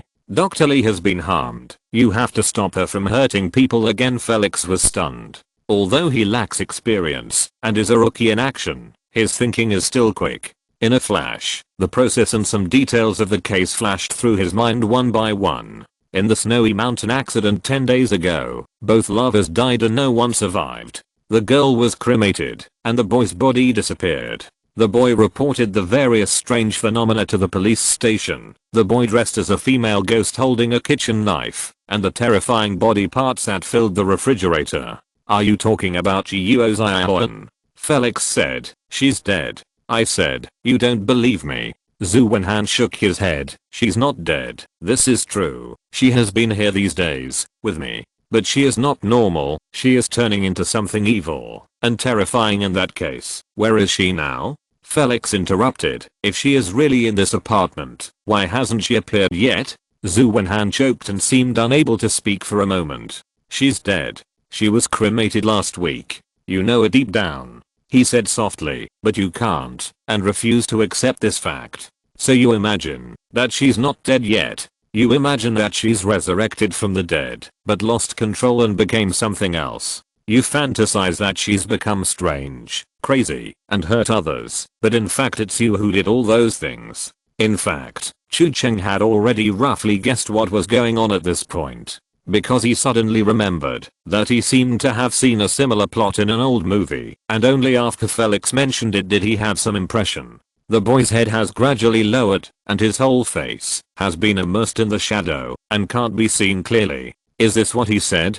Chu Cheng found that his senior brother seemed to be surprisingly reliable. Of course, it may also be because he didn't expect much from his teammates from the beginning. So far, the regular agents of the 9th Division have given him the feeling of the Gotham Police Department. It's not that they are completely incompetent, and they don't have no highlights when handling cases independently, but there is a gap when compared with Batman. Of course, the Gotham Police Department may have been spoiled by the long-term leadership of the big guys. As long as they team up with Batman, they will immediately have the mentality of the master leads the team, so let's do it. Chu Cheng even felt that there was reason to believe that Batman had figured out a unique way of playing one god leading 4 pits after playing with his teammates in the Gotham Police Department many times, so he could still lead the Justice League, where there were many gods. Seeing that the other party lowered his head and had no reaction, Felix became more confident in his inference. We will all lose important people. I know it will be difficult. His voice was a little lighter, but things are unpredictable, and sometimes accidents will happen. But the dead are gone, and we all have to learn to look forward. She certainly doesn't want you to hesitate because of her. She doesn't want you to make mistakes in her name, right? The boy's body began to twitch. He lowered his head and seemed to be sobbing. I'm sorry. His voice was crying. It's okay. It's not your fault. We will find someone to help you. Felix also breathed a sigh of relief. He knew that the boy had regained consciousness and his condition had stabilized. He had received training on the knowledge of the infected by the 9th Special Service, and had heard that there had been similar situations before. The infected did not know clearly what they were doing, but once someone helped him to recognize the truth, the infected had a chance to regain consciousness. Of course, the principles of the infected remained unchanged. People with an infection level of more than 50% were already beyond help, even if they regained consciousness for a short time. If it exceeded 80%, the infected person would have already died on a biological level. As an infected person who came back from the dead, Zhu Wenhan's infection level was likely to be more than 80%. Of course, even so, what had to be done would not change. After all, he was a dead person. The dead should lie in the grave obediently, and whether he wanted to or not, the infected were at risk of infecting more people. Zhu Wenhan closed his eyes, lowered his head, and knelt on the ground, and seemed to be still mumbling I'm sorry, and it seemed that he had completely lost the intention to resist. So now, we just need to send the deceased back to the coffin to lie down, get the points and experience, and then exit the scene in a cool way. The mission will be completed. Just as I thought of this, I suddenly saw an attack warning sign on the side of the screen. Chu Cheng's pupils shrank, and he hit the right button of the mouse as a conditioned reflex after countless combat practice. Batman turned his body to the side and waved his palm to ward off the punch coming from the darkness. But even though he was experienced, he could not prevent the kick that followed. The kick hit the armor plate on his chest hard, and he slid far away. A smiling face appeared in the darkness. Chapter 46. Laughter. After just one look, Chu Cheng was sure that he had never seen this person before. A man with disheveled hair and unkempt appearance. His whole face looked like it was covered with a layer of oil, with a hideous smile on the corner of his mouth that Chu Cheng felt was familiar. Batman, you seem to call yourself that, right? The man said with a smile. I knew we would meet again. Chu Cheng was stunned at first, but he reacted immediately. He thought of the guy who was beheaded by him in the last incident with the appearance of Guan Yi.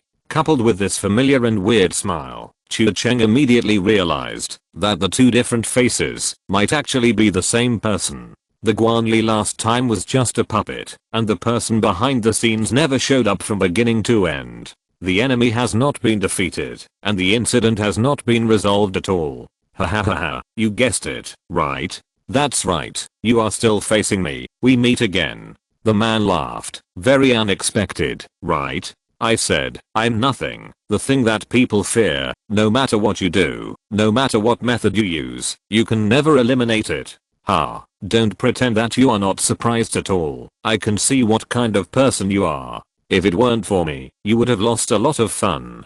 Before he finished speaking, Batman saw his cape fluttering, and a batarang broke through the air. But he didn't expect his reaction to be so fast, and he dodged it halfway through his words. You are really impatient. The man grinned even more. I bet you are the type who can't wait to skip the foreplay and get straight to the point, right? Batman still ignored him and took advantage of the opportunity when the other party dodged the batarang to close the distance and punched out with a crackling electric current trail. The man dodged flexibly. Haha, there is a high voltage stun gun hidden in the gloves, right? I can't let you hit me easily like last time.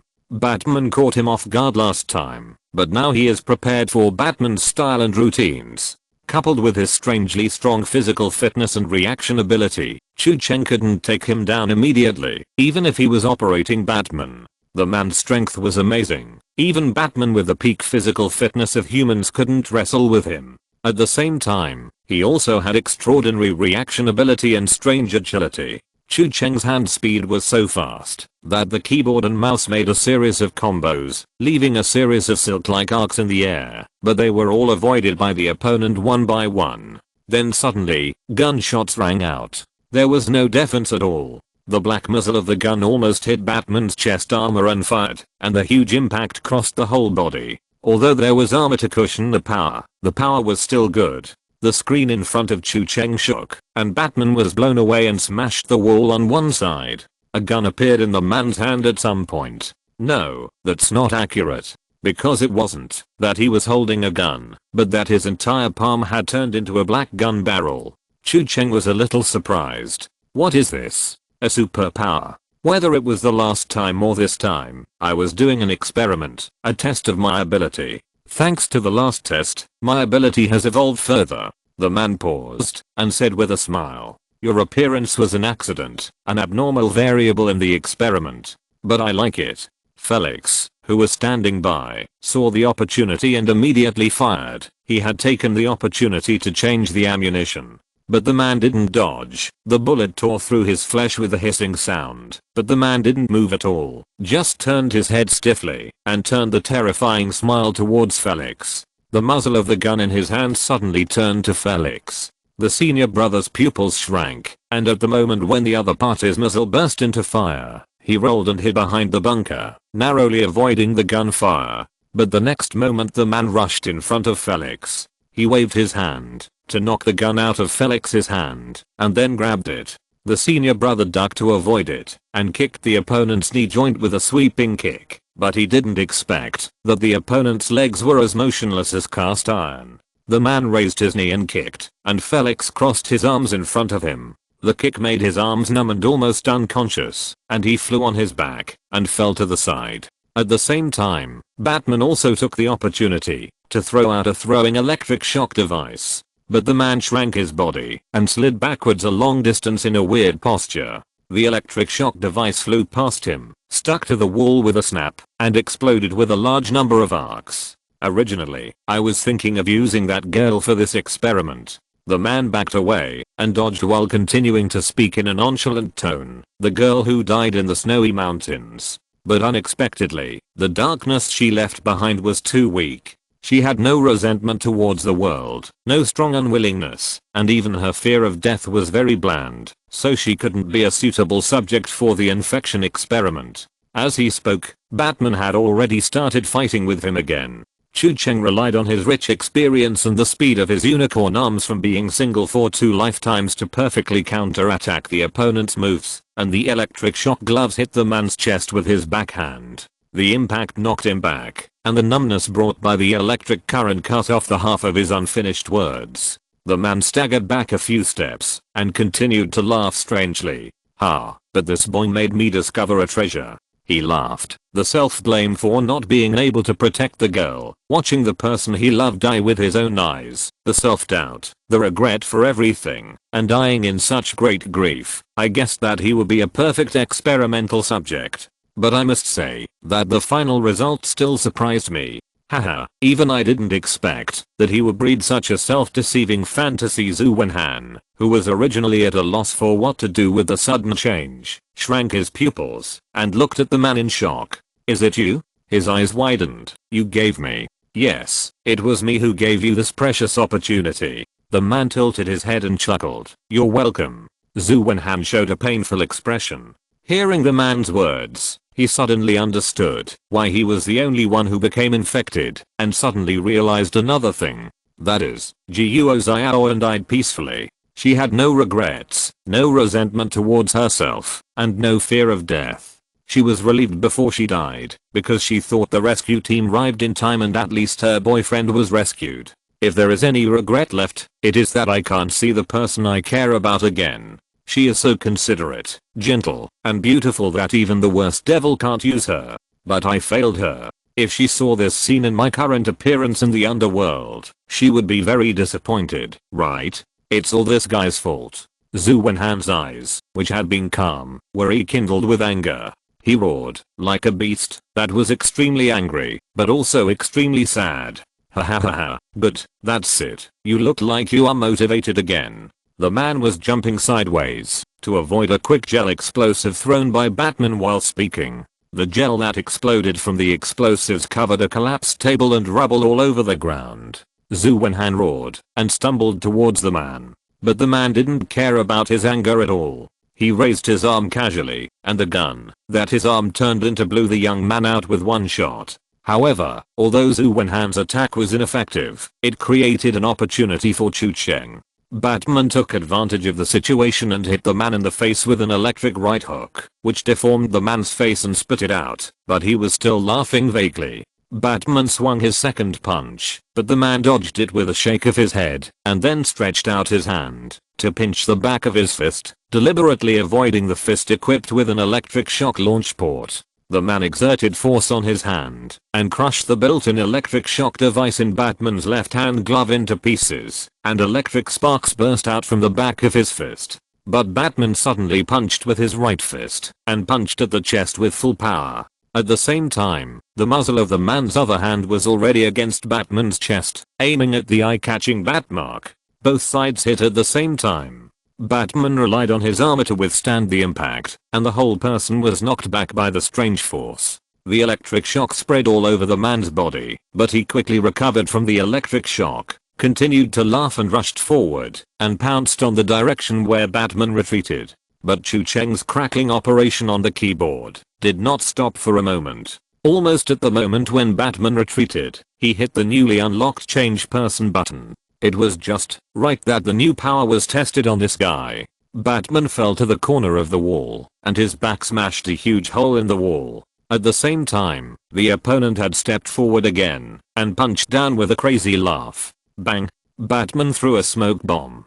A large amount of thick smoke was released, engulfing the figure of the Dark Knight. The smiling man rushed into the smoke, punched through the wall, and left a bowl-sized hole. But he found nothing in the smoke. Batman disappeared. Ha. The laughing man also tilted his head in confusion and pulled back his fist, not quite understanding the situation. The sound of wind breaking through the air came from behind him. He turned around suddenly, only to see a vague flying disc-shaped thing hitting his forehead. The huge force made his head buzz, and he also fell backwards. And the flying disc immediately circled after hitting his forehead and flew back into someone's hand. A burly warrior in a blue uniform, wrapped in a tight combat suit with a textured body, a pair of snow-white wings printed on a cross-section helmet on his head, and a bigger clearly written on his forehead. Captain America. Chapter 47 It's a Human? Question mark? The man tilted his head, and there was a hint of interest on his strange smile. Felix's arm was dislocated by the kick. He stood up with his arm, and looked at the tall dark blue figure in front of him with a confused look. Where is Batman? Who is this guy holding the good lid in his hand? Of course, they couldn't figure out what was going on. Because this was the first time Chu Cheng used this new feature that was unique to the Noble second level account, Team Exchange. Chu Cheng had seen this feature in many other games. After reaching level 2, players can choose up to 2 heroes to fight each time. If one character falls, the second person can continue to take over, and during the battle, the characters in the team can be exchanged. If used properly, this trick can also be used to allow heroes to avoid damage or escape from restraints. However, because there is a cooldown when using it, players need to judge the most appropriate time. This is also Chu Cheng's first battle, since he drew Captain America. No one in the world has ever seen this image so far. It's a good opportunity to try it on the opponent. Without saying a word, Captain America raised his shield and rushed straight towards the smiling man. The man raised his arm and fired at Captain America, and the bullet flew towards him, but he didn't dodge. The yellow bullet hit the shield held by Captain America and deformed, and was bounced out like a jelly bean. Felix was also a little surprised when he saw this scene. The material that can be bulletproof at such a distance is already very strong, but it is a bit strange that the person holding the shield did not move at all. The kinetic energy of a bullet is far more exaggerated than what can be shown in ordinary movies and TV dramas. Even if conventional bulletproof equipment can block bullets and prevent penetration, it is impossible to digest the kinetic energy it carries. So even if this shield is really that hard and strong, what about the kinetic energy? Was it eaten? In almost an instant, Captain America had rushed in front of him with the shield. The man quickly moved to the side and fired continuously. But all Chu Cheng did was to move the mouse to turn the camera angle, and the shield turned to follow the man's direction of movement, and the bullets continued to be blocked by the shield. Seeing the enemy rushing in front of him, the man decisively abandoned his gun. The hand that had transformed into the shape of a gun transformed again, this time into a kind of slender blade shape. This ability to transform reminded Chu Cheng of an old animation Parasite that he had watched many years ago. The man swung his knife down, but Captain America blocked it with his shield. The blade rubbed off on the shield, creating dazzling sparks, but it was useless. The man moved sideways again to look for an opportunity. He feinted a gun and pretended to attack to the left, but in fact he attacked from the right, stabbing with the blade at a tricky angle. Captain America's shield turned slightly, and there was another sound of metal clashing, and the blade was bounced off again. The man laughed, and his free left hand also changed its shape, turning into a larger caliber gun shape. The sharp blade in his right hand danced out after images, attacking like a storm, while the barrel of his left hand fired from all opposite directions. But Captain America continued to gently rotate the shield, and the rain of swords and bullets in the sky were all blocked outside the shield.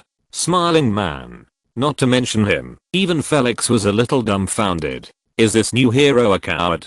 Chu Cheng has now discovered the magic of Captain America. That is, no matter how strong he is, he will hold the right button until he dies. This is much better than Batman's defense and counterattack mechanism. No matter what the blue, yellow, or red logo is, just hold the right button and don't let go. Shrink behind the vibranium shield and I will be invincible. You can do whatever you want. The shield hero will cry when he sees it. The key is that Captain America's horse good cover is not an ordinary thing. Its unscientific defense can be explained by Marvel's unique black technology vibranium, because this thing is not only extremely hard, but also can absorb energy, kinetic energy impact, mutant ability, magic impact, etc. It can absorb everything, and it is very durable. Moreover, unlike the Maginot armor of his teammate Iron Man, which is set up in a anti-20th format and is awesome, but is persecuted by the screenwriters every day, and is destroyed by whatever it is against, the vibranium shield that has been fighting alongside Captain America for many years has also achieved a very good record.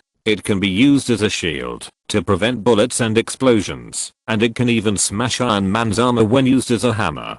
When necessary, it can also be used as an air cushion to play free fall and cosplay the Philippine fish frying team on flat ground. It can even be used as a frisbee to walk the dog during leisure time. It is simply a must-have artifact for home fighting, and even the ancient artifact brick is inferior to it. If you make a list of the gods who have been smashed with this thing, even Thanos will be silent. The smiling man swung his knife again, and this time Chu Cheng grasped the timing accurately and controlled Captain America to raise his shield to block it. There was only a crisp ding sound of collision in the air, and sparks flew in the air. Perfect shield counter.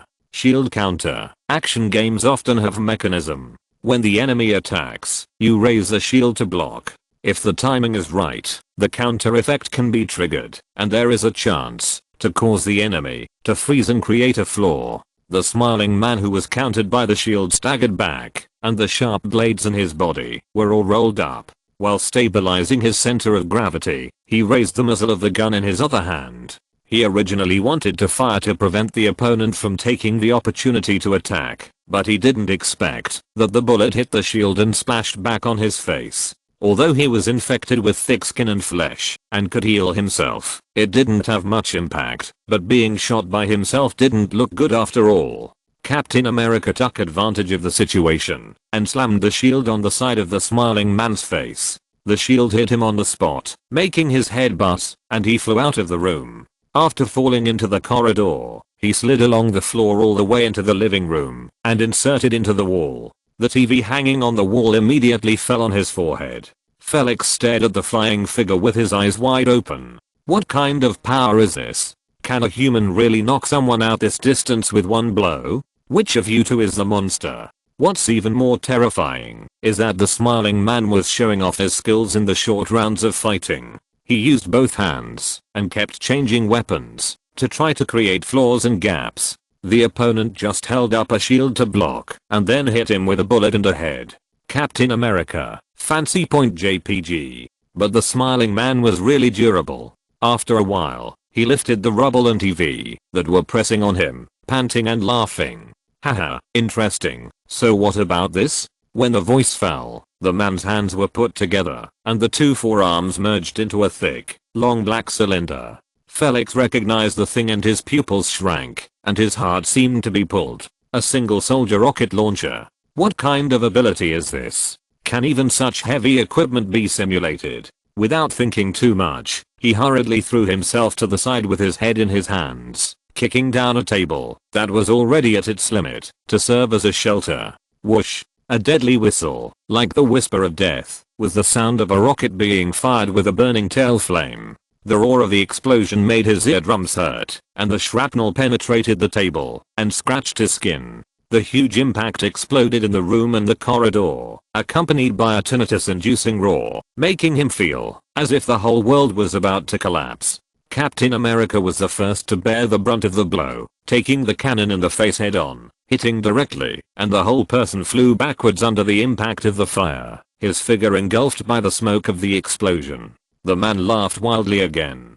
The corners of his mouth opened in an even more terrifying arc, and the laugh was like a mockery. If you have the ability, you can block this, idiot. The next second, his laughter froze. The smoke gradually dissipated, and Captain America walked out with his head held high, holding his horse gourd lid with the sign printed on it. Although he seemed to have created a human-shaped hole in the wall behind him, it was not a big problem, as he was completely unharmed. Felix, who was lying on the ground and watching this scene, was completely stunned, and his eyes gradually lost their luster. Did he catch an RPG with his bare hands? Is it a human? Question mark? Chapter 48 Inspiring Laughter. The man was still laughing, but his laughter was a little dry and no longer as infectious as before. He looked at the man holding the shield in front of him with a strange look and seemed to begin to doubt the identity of the man. Just now he thought that he was very advanced and awesome, but he didn't expect that his long guns and heavy artillery were like scraping in front of people. This guy is simply a human fortress that cannot be hit by thunder. In fact, to achieve such an effect, it is not enough for the shield to be hard. After all, the area of the shield can only protect the main parts of the body. No matter how hard it is definitely not enough to achieve the effect of a fortress. But it doesn't matter, because Captain America's vibranium shield is not only hard, but also has two causal skills that go beyond the scope of scientific explanation. First, in most cases after the shield is released, whether it hits others or bounces in the environment, it can always fly back to the captain's hand in a way that will startle the coffin of Mr. Liu. Even when the shield is caught by the enemy, there is a certain probability that the enemy will throw it back under the influence of this metaphysical function instead of running away with it, such as the Winter Soldier who debuted in Captain America 2. The second is that the shield has a super strong taunt that is 100% effective against humans, monsters, aliens, and even machines. Commonly known as you must attack the taunting shield first. This trick is also one of the important factors that Captain America can charge to the front line in various major events of the Avengers despite his mediocre ability. Because no matter whether it is the rain of bullets from the small fish or the devastating blows of the god level, they will always be attracted by his invincible horse good cover, as if they feel that they have to smash this shield first under the blessing of some unspeakable will of the universe, otherwise they will not win. When it comes to the team positioning of the Avengers in the early MCU, the general audience may think that the best mount position is either Hulk or Thor, but Chu Cheng said that he thinks it is not too much to nominate Captain America's horse good cover as the best mount. After all, the amount of damage it can withstand is not low. Chu Cheng certainly wouldn't give the other party a chance to fire a second shot. After Captain America blocked the first RPG and recovered, he immediately controlled Captain America to sprint and stab directly into the other party's face. At such a close distance, RPG was no longer useful. The smiling man immediately tried to change into other weapons, but it was too late. The vibranium shield smashed his head into the wall, and then another punch hit his lower abdomen. This almost made him vomit his stomach out of his mouth. His body once again crashed through the wall behind him where the TV was originally hung, and fell to the other side with a pile of stone fragments. Hahaha awesome. This guy was almost out of breath and still laughing. Chu Cheng admired his diligent spirit. But of course he didn't stop operating his hands. Before the other party stood up and stood firm, Captain America had rushed in front of him again. The man half knelt on the ground and stretched out his right hand in the direction of Captain America's punch. At the same time, his palm began to deform rapidly in midair, and the area quickly spread out, and in an instant it changed into the shape of a shield. It was a hemispherical black shield, like an iron wall blocking Captain America's punching path. Chu Cheng understood. It turned out that the opponent was setting up a general trick. If you can't beat them, join them. Maybe after a round of brandishing swords and guns, he realized that those things looked fancy, but were actually useless, and were not as practical as a horse good cover. So he also made a shield. But he was obviously imitating others in HD. How could this horse good cover be compared with Captain America's vibranium shield with outstanding military exploits? So Captain America didn't change his moves or evade, and punched at the black shield.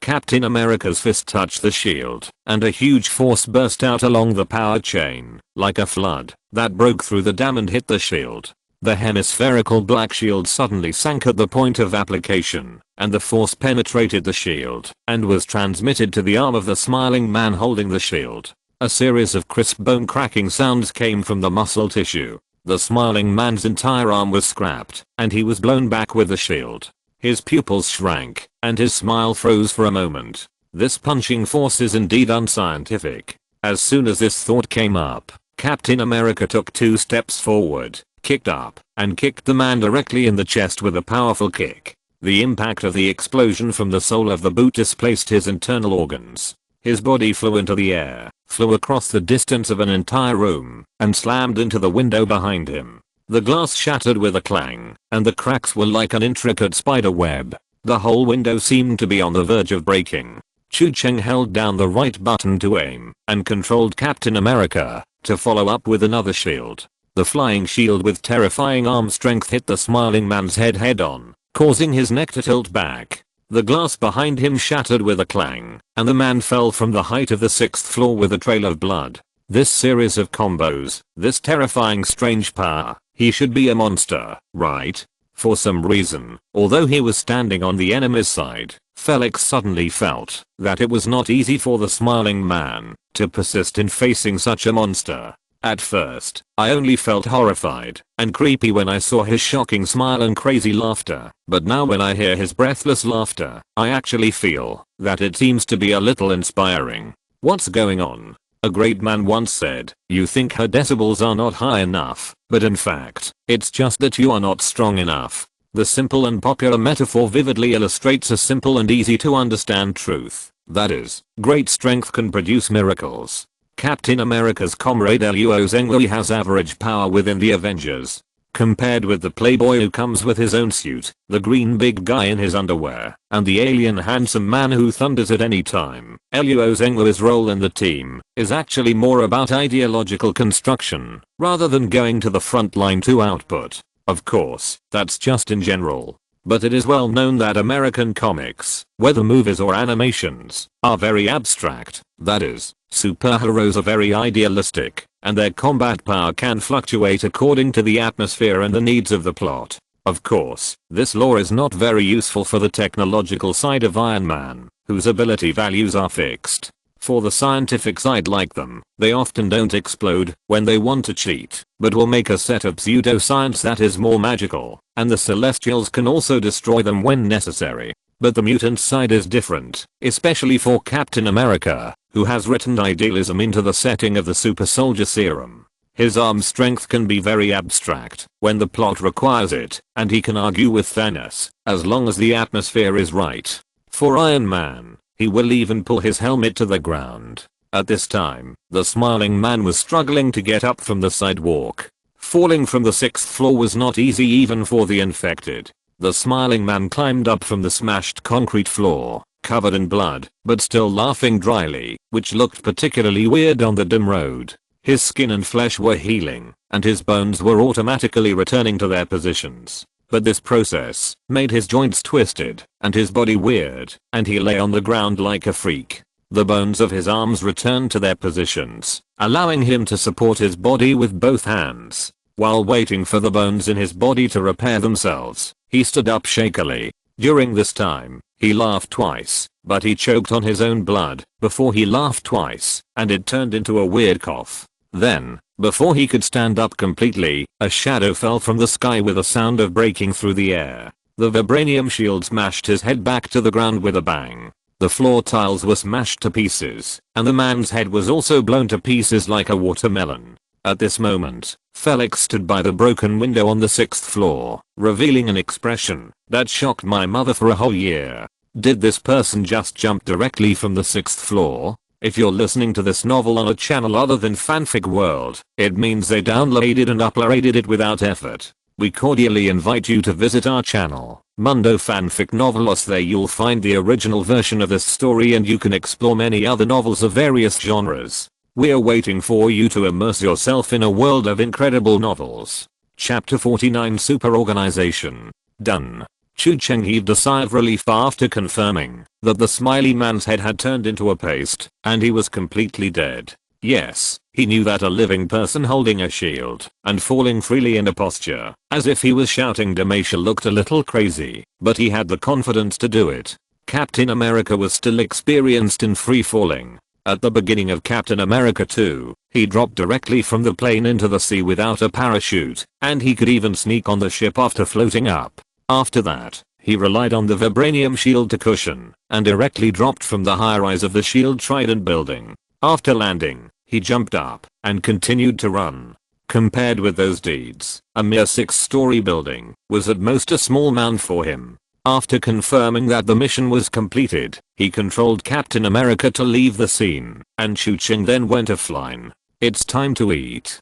People are made of iron and rice is made of steel, and heroes also need to eat. Chu Cheng, who had not eaten dinner yet, was so focused on the game that he did not feel hungry. But now that he was relaxed after playing, he immediately felt hungry and quickly ate the food he had packed. The officials of the 9th Special Service arrived quickly, sealed off the scene, and controlled the situation. Felix was also immediately recalled to the headquarters. It was originally just an ordinary investigation mission with a low threat coefficient, but when it was heard that Batman and his shield-wielding ally appeared, the attention of the incident in the organization immediately increased. Not to mention that the source of infection involved in the incident was suspected to be related to the laughter disaster that ended not long ago. Maybe the source of infection that time was not cleaned up, which is also an accident that needs to be highly valued.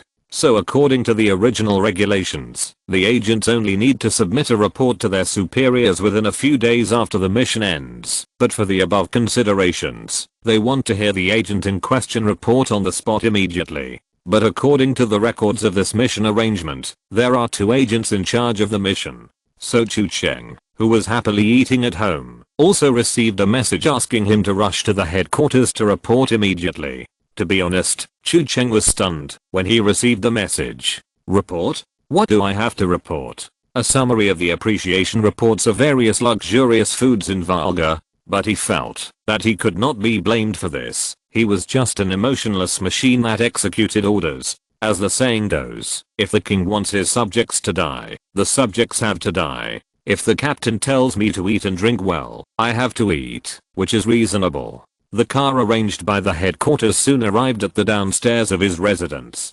Chu Cheng got on the car and soon boarded the unlucky flying grave in his eyes again, and soon saw the generous captain who generously gave him a good meal. Felix was still very friendly when they met, and he didn't have any dissatisfaction because his teammates were slacking off while he was working. He smiled and asked him if the dinner was to his taste. Chu Cheng naturally expressed his sincere gratitude for the captain's generosity, thinking that the ancients were right. Books cannot be read without borrowing, and rice is not good without being soft. This soft rice tastes different. It would be even better if it was from a rich woman. Fortunately, the leaders and experts were not interested in the division of labor and cooperation arrangements within their team. Chu Cheng basically just sat there as an observer during the whole meeting, and it was Felix who was reporting. None of the leaders asked what Chu Cheng did, they only cared about the results. Just like Liu Yajin before, Felix's video equipment also captured the battle scene.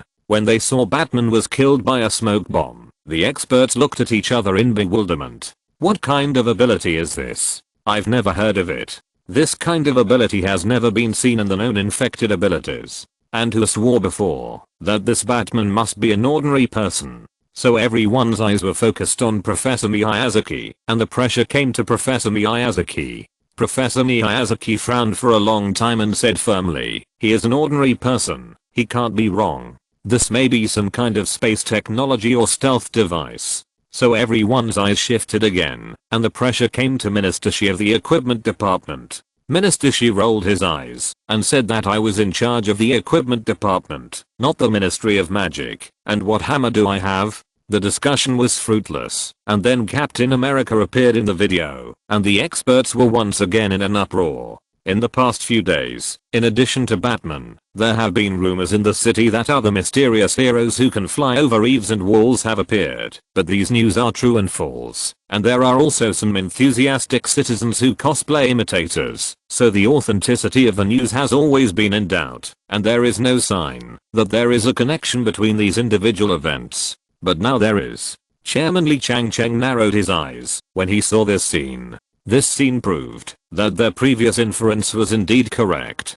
That Batman is not alone. There is an organization behind him with unknown scale and strength. But what is certain is that the organization is unfathomable in terms of both its individual strength and technological level. If this is confirmed, the matter will become much more serious than a fully armed mysterious knight. No matter how strong a person is, there is a limit, but he can't stand the fact that he has a backer. If you can't beat the Yeo brothers, then beat the younger ones and the older ones. Who can stand this? A group of bigwigs quickly started to discuss. Some people guessed that this was some kind of super organization that had continued from ancient times to the present, and some guessed that it was from aliens. There must be an extremely large organization behind them, whose purpose was unpredictable, and whose strength level was beyond the reach of the current crowd. Chu Cheng stood silently by the side, listening to the speculations of the big guys, and feeling inexplicably interesting. There was a mysterious organization, but it was not as large as they imagined. He was the only person in the organization, from the commander to the water dispenser manager. It was just that he didn't have to go out on field duty himself. There were special humanoid super mechas for field duty, and the commander and driver could sit in the fountain and control it remotely. For the current crowd, Captain America's actual combat performance in this game was enough to make them drop their jaws, especially after seeing that he was almost unscathed after receiving a rocket in the face. The proportion of special people and infected people who awakened superpowers was very low, but it was not absent, but the strongest among them were mostly superpowered and weird. It was unheard of for a guy like this to be able to take a rocket launcher head on and act like nothing happened. That shield, Professor Hines found the bright spot, and he frowned. There's not even a scratch on its surface. Everyone soon discovered this, and they all thought they had seen a ghost. If someone had proposed such a material, it could resist a rocket with such a thin thickness without even a scratch. If you hadn't seen it with your own eyes, you would probably have to consider giving that person a mental evaluation first. And even if this material really exists, what about the kinetic energy of the rocket? Where did the kinetic energy go? One shot blew the whole room to pieces, and the shockwave almost seemed to blow the roof off. In the dust, only the man holding the shield was fine, as if he had just set off a firework. A group of people scratched their heads and couldn't figure out what kind of structure this sad man had to be so durable. Then they saw that anti-human force knock the smiling man down from the 6th floor with 3 punches and 2 kicks. After that, they jumped after him without thinking, and immediately jumped up after landing to finish the job. With this set of movements and the degree of difficulty, it is hard not to suspect that he and Newton's brother Niobe have some hidden relationship. The group of people called it outrageous. If the impression Batman gave them before was a wizard in a technological shell, then this character is now a pure warrior, thick-skinned and strong, with high attack, commonly known as a reckless man. Seeing a Captain America made these people react so violently, Chu Cheng couldn't help but start to make unwarranted associations. According to this trend, when he ships a Superman or something in the future, these people will probably spiral up. Chapter 50. So this is what I thought. After being amazed at the anti-physics performance of political commissar Luo in his first battle, the experts soon found another highlight from this series of behaviors after intense discussions. That is his shield. Professor Miyazaki was the first to put forward relevant views. He believes that the physical fitness shown by the shield hero is indeed refreshing, but his most amazing performance, catching a rocket launcher on the face and bungee jumping from the 6th floor, which is not entirely based on strong physical fitness, especially the beautiful free fall. Professor Miyazaki paused the video, and the camera showed Felix standing by the window and looking down at the ground from the first perspective. Professor Miyazaki pointed out that the smiling man smashed a considerable degree of cracks on the concrete road when he landed, but the man with the shield did not have a single crack on the ground after landing.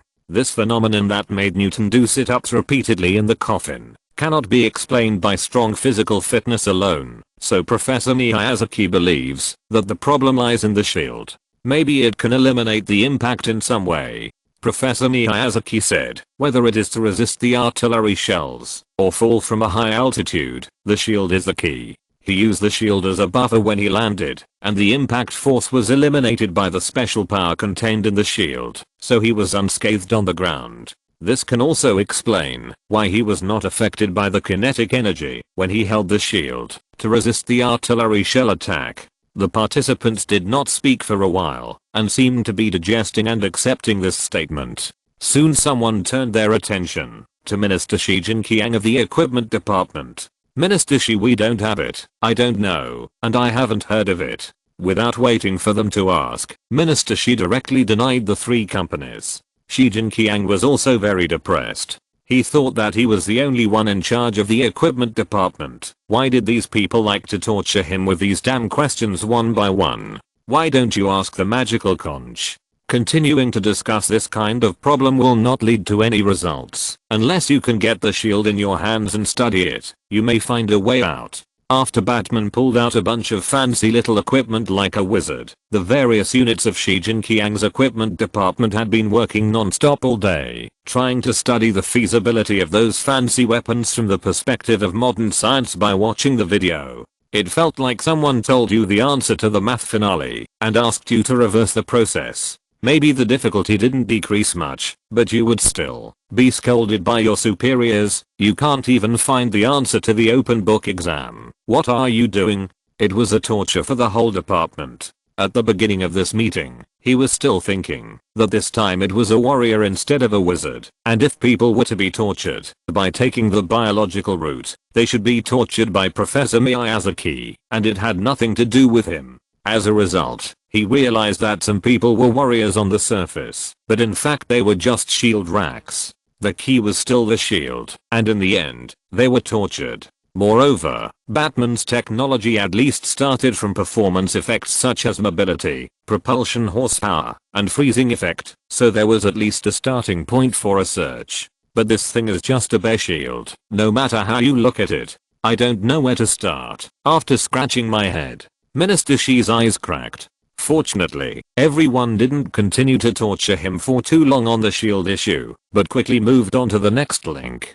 Discussion on the source of infection. The main source of infection in this incident should undoubtedly be Zhu Wenhan. He became mentally disturbed under the influence of the infection, and he pretended to be a girlfriend who had come back from the dead, and attacked Dr. Lee of the Central Hospital, as well as some other random victims. But according to the investigation, the victims were all women with similar body shapes to Guo Xiaoyan. However, the source of infection this time did not show obvious spread of infection. At most, the residents in the same residential building reported that they felt a little gloomy and fearful recently, which caused a certain degree of negative emotional impact, and the problem was not too big. Finally, there was the smiling man who suddenly appeared.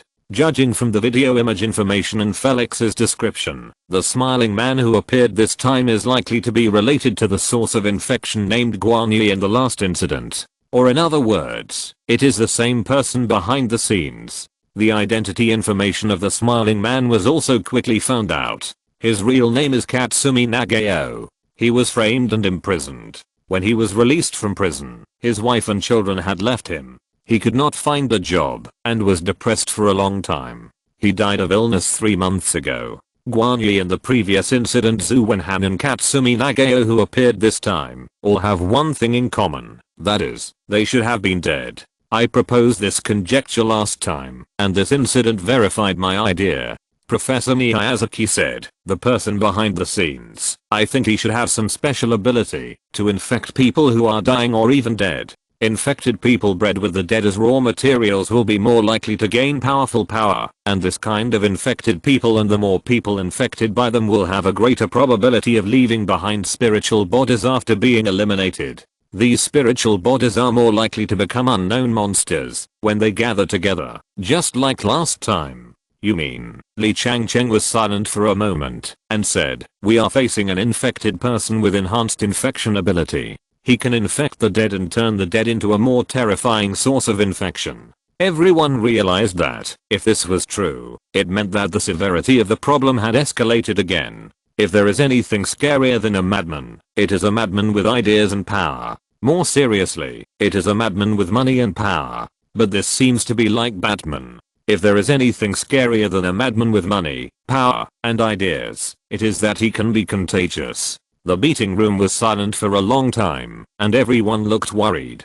Felix thought for a moment before speaking. I think he attracted everyone's attention as soon as he opened his mouth. I mean the man behind the scenes. He is a twisted lunatic. He claims that he is the embodiment of the nothingness that people fear. He thinks that everyone is as dark inside as he is, and he is committed to proving this. Professor Miyazaki nodded. When he heard this, people with strong negative emotions in their hearts are more likely to be infected. This is the basic theorem of infection events. So even if they are dead, only those who had strong resentment, regret, anger, fear and other emotions during their lifetime are more likely to be exploited. Yes, that's what I want to say. Felix cleared his throat. I heard that man say that in this incident he originally hoped to infect the girl who died, but he found that he couldn't do it.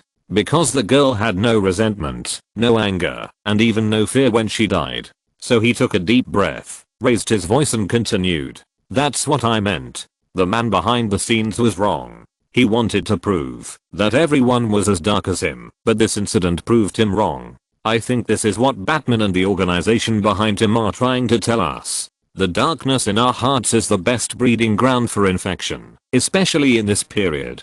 To some extent, the devil is created by ourselves. In this case, as long as we can. I don't know how to say it, it's probably to stimulate the good side of people's hearts, teach them to face their fears, and eliminate the nothing in everyone's hearts. The infection will naturally be cut off from the source. After he finished speaking, he thought about it, and continued to add, I think this is exactly what they are doing, what they are trying to tell us, just like the meaning of the signal light that appeared that night. These words not only made the leaders ponder, but even Chu Cheng, the only spokesperson for the Batman behind the scenes organization, was stunned. So that's what I think, but I actually think he makes some sense. Grove Group Building. The long-legged maid beside Felix walked into the office with a PDA. Felix's uncle, Garland Grove, sat behind his desk and took the computer from the maid. He unlocked the screen, and the picture that appeared was exactly the picture Felix had taken in the actual combat that had just ended. The tall hero in tight uniform, holding a shield, easily crushed the laughing infected person, knocked him down to the 6th floor, and then jumped down to finish him off. A new mysterious person? Interesting. Garland Grove smiled. I didn't expect that the young master would have such convenience after joining the organization. The maid leaned forward. These are top secret images of the Special Service Section 9. If it weren't for him, we wouldn't be able to see them. Garland looked up at her and smiled softly. This is not luck. The maid tilted her head in confusion. Felix thought he had won the right to enter the Section 9 from the family on his own will. But the fact is that this is the path the family has arranged for him from the beginning. End of this chapter. Thank you very much for reaching the end. Don't forget to like. Looking for more exclusive content and immediate access? Subscribe to our Patreon. Remember, every like, subscription, or donation encourages us to continue. Thanks to everyone. See you in the next video.